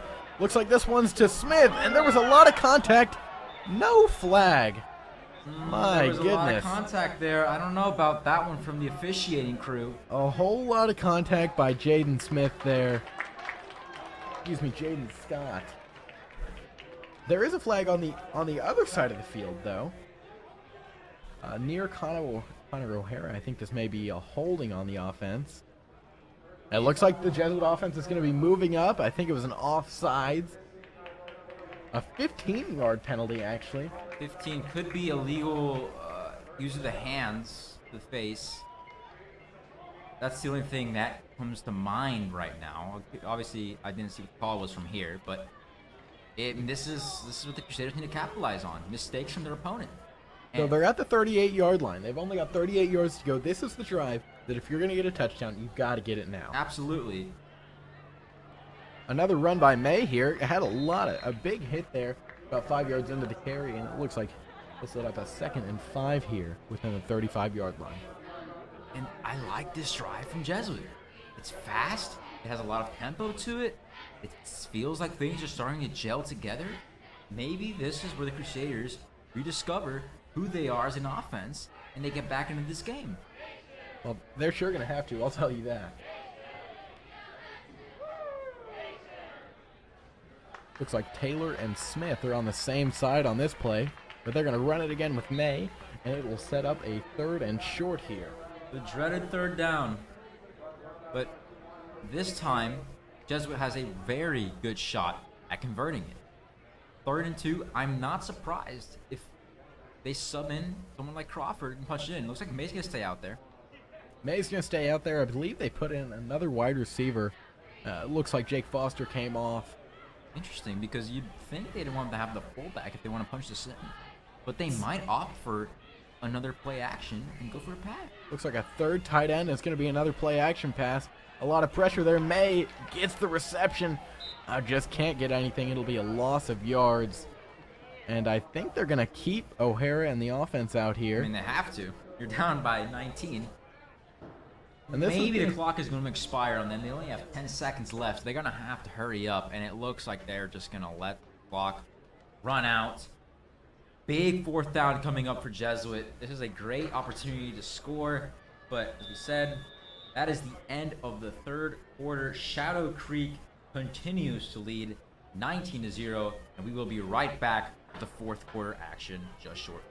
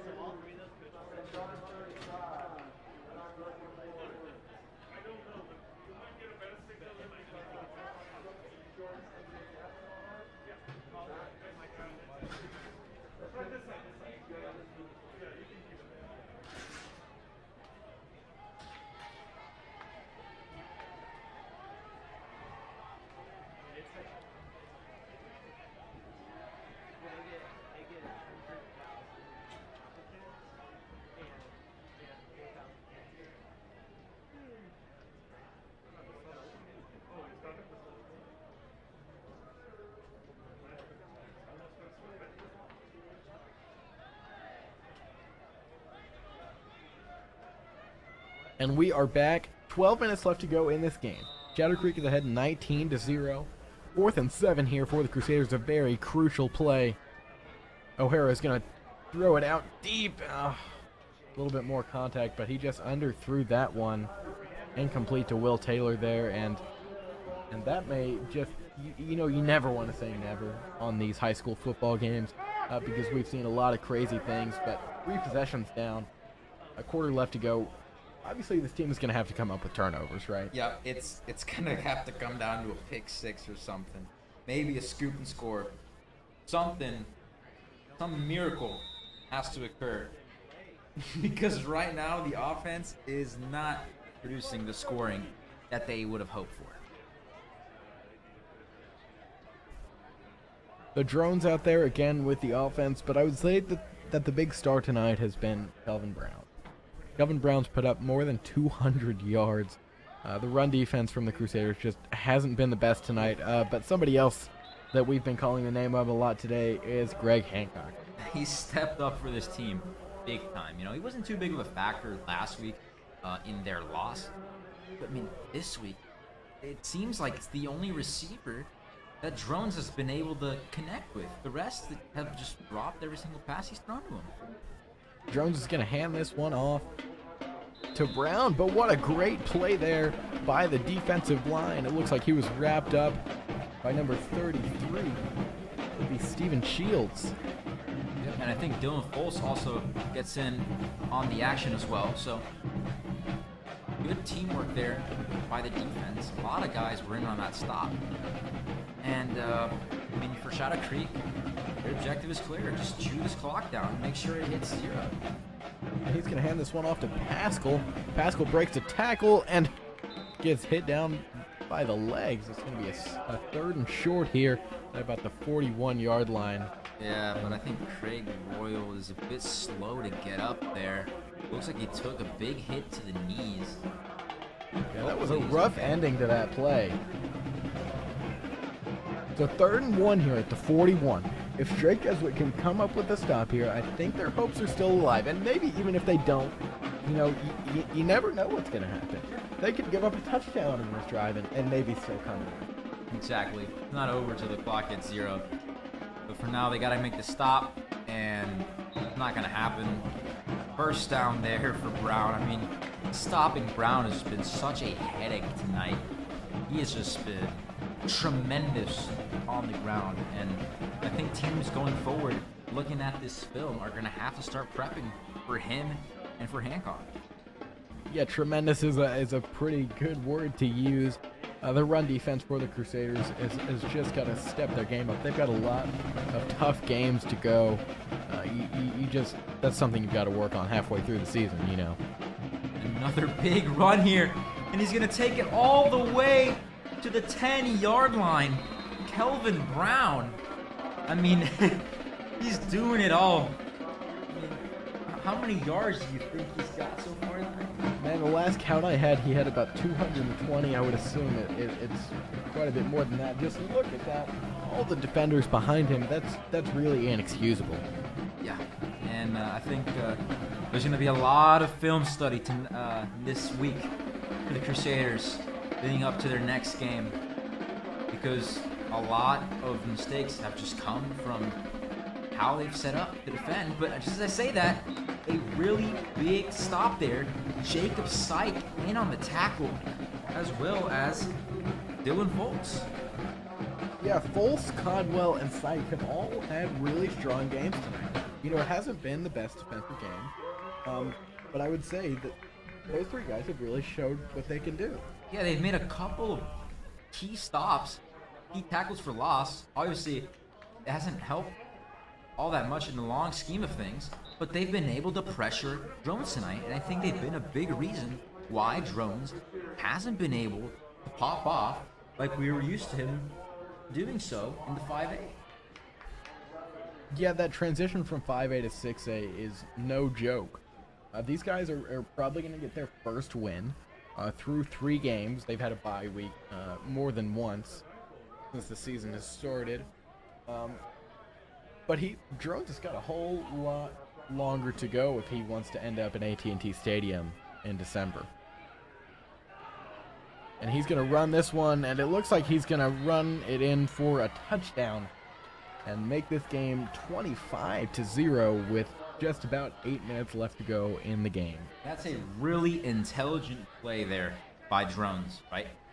We've been praising how he handles the pocket, and he showed it right there. He sees that the development downfield, there's pretty much no one in the center. What is he going to do? He steps up, makes the play, and gets the score. And the PAT by Allison there is good. The score is now 26-0 in favor of the Shadow Creek Sharks. The Strake Jesuit defense just hasn't been able to make some crucial stops here tonight, but there's always next week. And let's just talk about this division with the realignment. Strake Jesuit is meeting Pearland Dawson for the first time. They still have, they have Shadow Creek in the division for the first time. They've got Pearland Dawson, and they also have Pearland. Those are usually the top 4 teams that you would think of in this division, and we know in this district that 4 teams from each district will make the playoff. So for the rest of the season, Strake Jesuit has Dawson, and they also have A-Leaf Taylor, Alvin, and A-Leaf Elsick. So you think if Strake Jesuit can pull off at least 3 of those wins and end up with 4 or 5 wins to end off the season, they'll still get a chance in the playoff. And maybe it'll be some kind of Cinderella story, and we'll see them win a state championship. Hopefully we do see them at Jerry's World at the end of the year, but it's entirely possible for this team to still make the playoffs. I mean, you named their next opponents. This is obviously a tough one. I mean, these guys just came off of winning 5A, and this is no joke of a team. Sure, it's a big step up for them coming into 6A, but, I mean, this is a difficult team to come and play against. But as you mentioned, the next opponents are not as strong as, the ones we've... Sure, there's a couple of tough matchups out there, but I think the Crusaders, if they improve upon the mistakes that they've made and they learn on, these experiences, they could pull out some wins on some key road games. Yeah, and I think, although, this hasn't been the greatest start for Strake Jesuit, they weren't really the favorites in any of the games that they've played other than the game last week against Hastings. Pearland, CE King, who has had a really great start to their season, and Shadow Creek right here are pretty well-known teams and are very strong. Pearland Dawson has had a really great start to their season as well. So that's a game that we may have been favored in to start off the year, that right now we're going to be seen as the underdogs. We're going to be seen as the underdogs in almost every single game for the rest of the year. Yeah, and I think that's the story for the rest of the season, This team is the underdog team.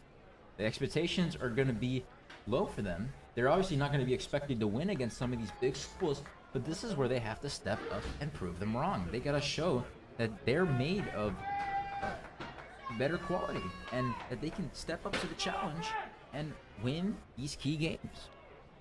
Ray, you never want to count out these guys. Strake Jesuit football is one of the most resilient programs in the state, and that's a great run there by Crawford, and he stays on his feet. Won't get that many yards, but just a great run with the toss. He ran about all the way out of the field. Yeah, and that goes to show again the physicality that he has. I mean, he doesn't give up on the play ever. Takes a really big hit, tries lowering his shoulder. I mean, literally brings the guy to the ground with his physique, and he still makes an entire dog pile on him. So this guy never gives up on the play. He fights for every single yard. That is why he's such a big asset on this team.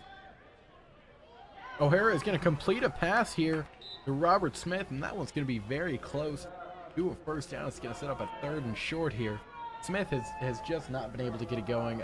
Really no receivers have. Holden Maples has had a few strong catches tonight, but other than that, Connor O'Hara has just not been able to find those guys tonight. Yeah, and I think that's been one of the key issues to why the Crusaders haven't been able to score yet in this game, is because the receiving game hasn't really been there. The runs have been pretty solid for the most part, solid 3, 4, 5 yard gains, but in the receiving end, it's been highly inconsistent. And the fact that Robert Smith hasn't been able to really have that big of an impact in this game just shows to you the receiving has not been there.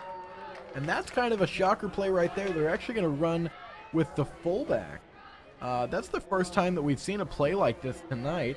and they're actually going to move the chains, get a first down. Yeah, and I think it's the first time I've seen it this season, to be honest with you.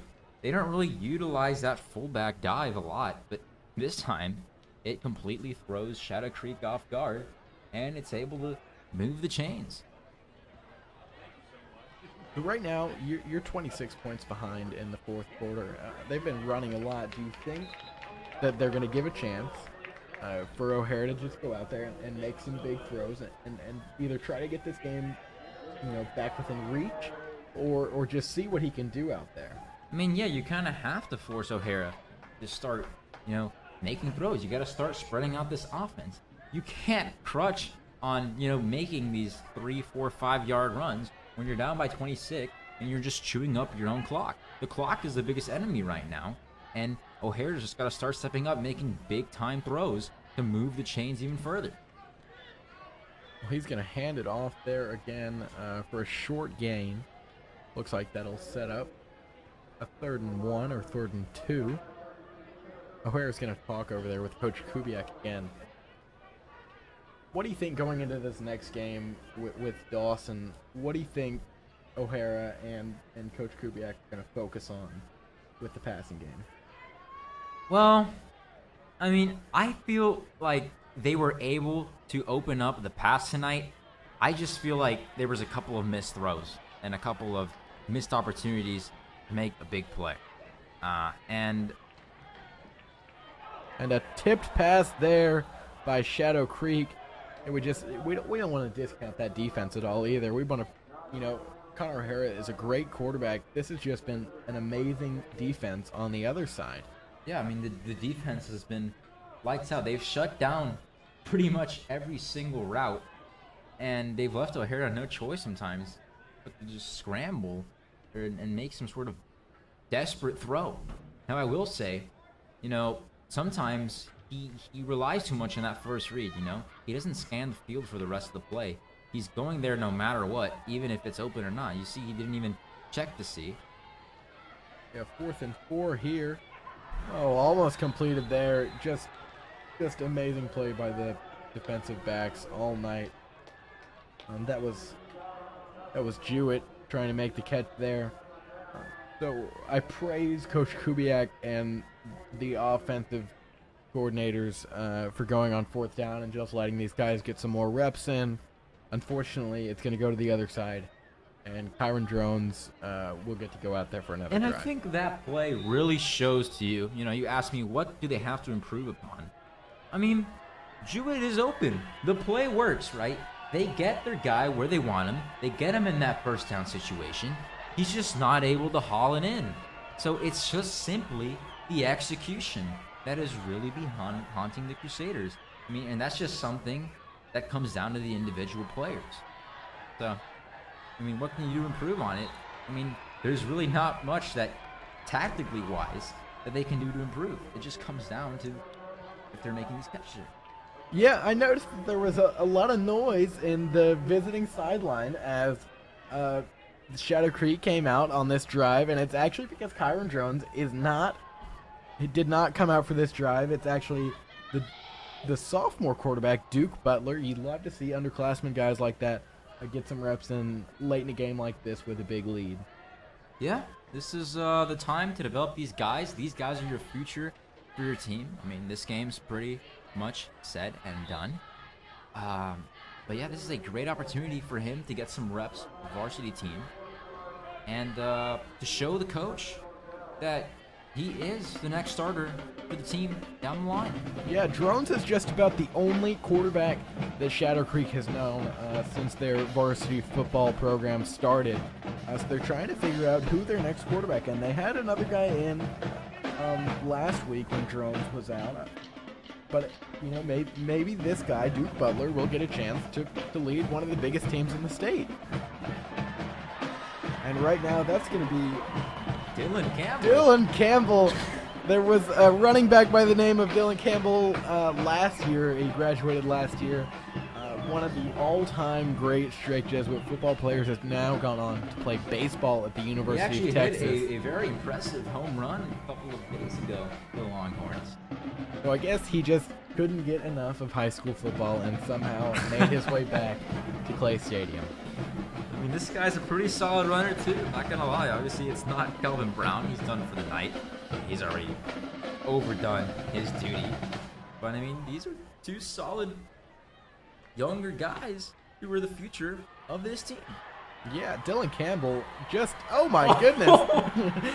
He's a big boy, and he's got big boy gains right there. He doesn't give up on the play, does he? He just runs. You know what this reminds me of? That one running back who used to play for the Panthers. I'm blanking on the name. I want to say C.J. Anderson. Big guy. It might have been Anderson. Whitaker. Who was it? My name's Stewart. Yeah. Stewart. I'll look him up right now. Big guy, a lot of physical size, and he's just able to run through a lot of people. Campbell is senior, so nice to see him get in some reps before he graduates. And he got the touchdown. You could just see what that means to Shadow Creek. I mean, he's probably been dreaming of this moment forever. And gets it into the end zone. Great Yeah, run the by him. fans are going crazy. His teammates are going crazy. Obviously, we don't want to see the Crusaders losing like this. But you like to see stuff like that in high school football. Of course, and I mean, for him to come into this game and get a score, that's honestly, that's good to see for Shadow Creek. But on the side of the Crusaders, to be honest, they've checked out of this game. The defense has, the offense has.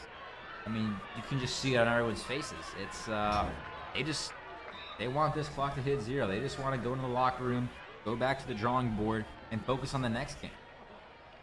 Yeah, 2.5 minutes left to go in this game. With the PAT, the score is now 33-0. So the Crusaders went from scoring 45 points last Thursday to scoring 0. You know, the game's not over, so I don't want to say that quite yet. You never know. You could have a Lance Saison 99-yard return. Yeah, you never know. These guys, they may give some sophomores some reps here tonight to see what some backup quarterbacks can do. And I don't want to say, I think we've discounted O'Hara a lot in these past few weeks. In the first 2 home games, he didn't play great, but they went away to Hastings, and he had a career day. He got some attention from the media, and just unfortunately hasn't played great in these home games. Yeah. So next week on the road, maybe he'll score 5 touchdowns. Maybe this is a road team. I mean, it happens sometimes in football. It's just that weird that a team is able to go out on the road, maybe because they're just more motivated to, spoil the party for the other team and get the win. But it's tough to win on the road, though. Yeah, that's exactly what Shadow Creek has done tonight. They've really spoiled the fun, although we're having fun up here. We've been happy to do this broadcast. We got to see a sophomore quarterback. We got to see a guy named Dylan Campbell score a touchdown. So, although the score is 33-0, it's been a very lopsided, dominating game, really. We're always having fun up here. Absolutely. And I want to let you know it was C.J. Anderson. C.J. Anderson, just recently retired from the NFL. Mm-hmm. Yeah, I mean, he's got the same build. Just a guy who you wouldn't expect can run the football, hand the ball off to him, and all of a sudden, he's in the end zone. Allison is getting ready to kick this one off with 2 minutes and 32 seconds left to go in the game. The score is 33-0 in favor of the Shadow Creek Sharks. Now, I got a question for you. Do you think, with this game pretty much settled, do you think we're going to see Busick coming into the game? I think that they like Busick. He's probably the future of this team. He's a sophomore, so he's got 2 more years to be QB1. But I don't know. Maybe we'll see Betgen or DeAndrea get some reps in at the end of this game. A tough return there for the Crusaders, and they're going to be behind the 20-yard line. So let's see as this defense goes out, as the offense goes out. And it seems like O'Hara is still in the huddle. So they're going to keep the same core lineup. They're not going to change anything. Not going to put anyone in. Looks like Coach Kubiak just wants to iron out this offense and maybe, just maybe, put some points on the board so that they can go into the film room and at least look at a play that they can be proud of. And I have full faith in this team, and that they will put a play up that they'll be proud of. It looks Speaking of, yeah, Baker there. He's quite speedy. yeah, we saw a lot of him in the first game when Alex May was unavailable due to injury. And this is a guy who I think has a lot of potential. He's really fast. He's kind of short. Doesn't look like, he has the size to be playing running back, but man, he's such a great runner. Yeah, the play just started, and all of a sudden he was 5 yards down the field. So now it'll be 2nd and 1 at the 25-yard line.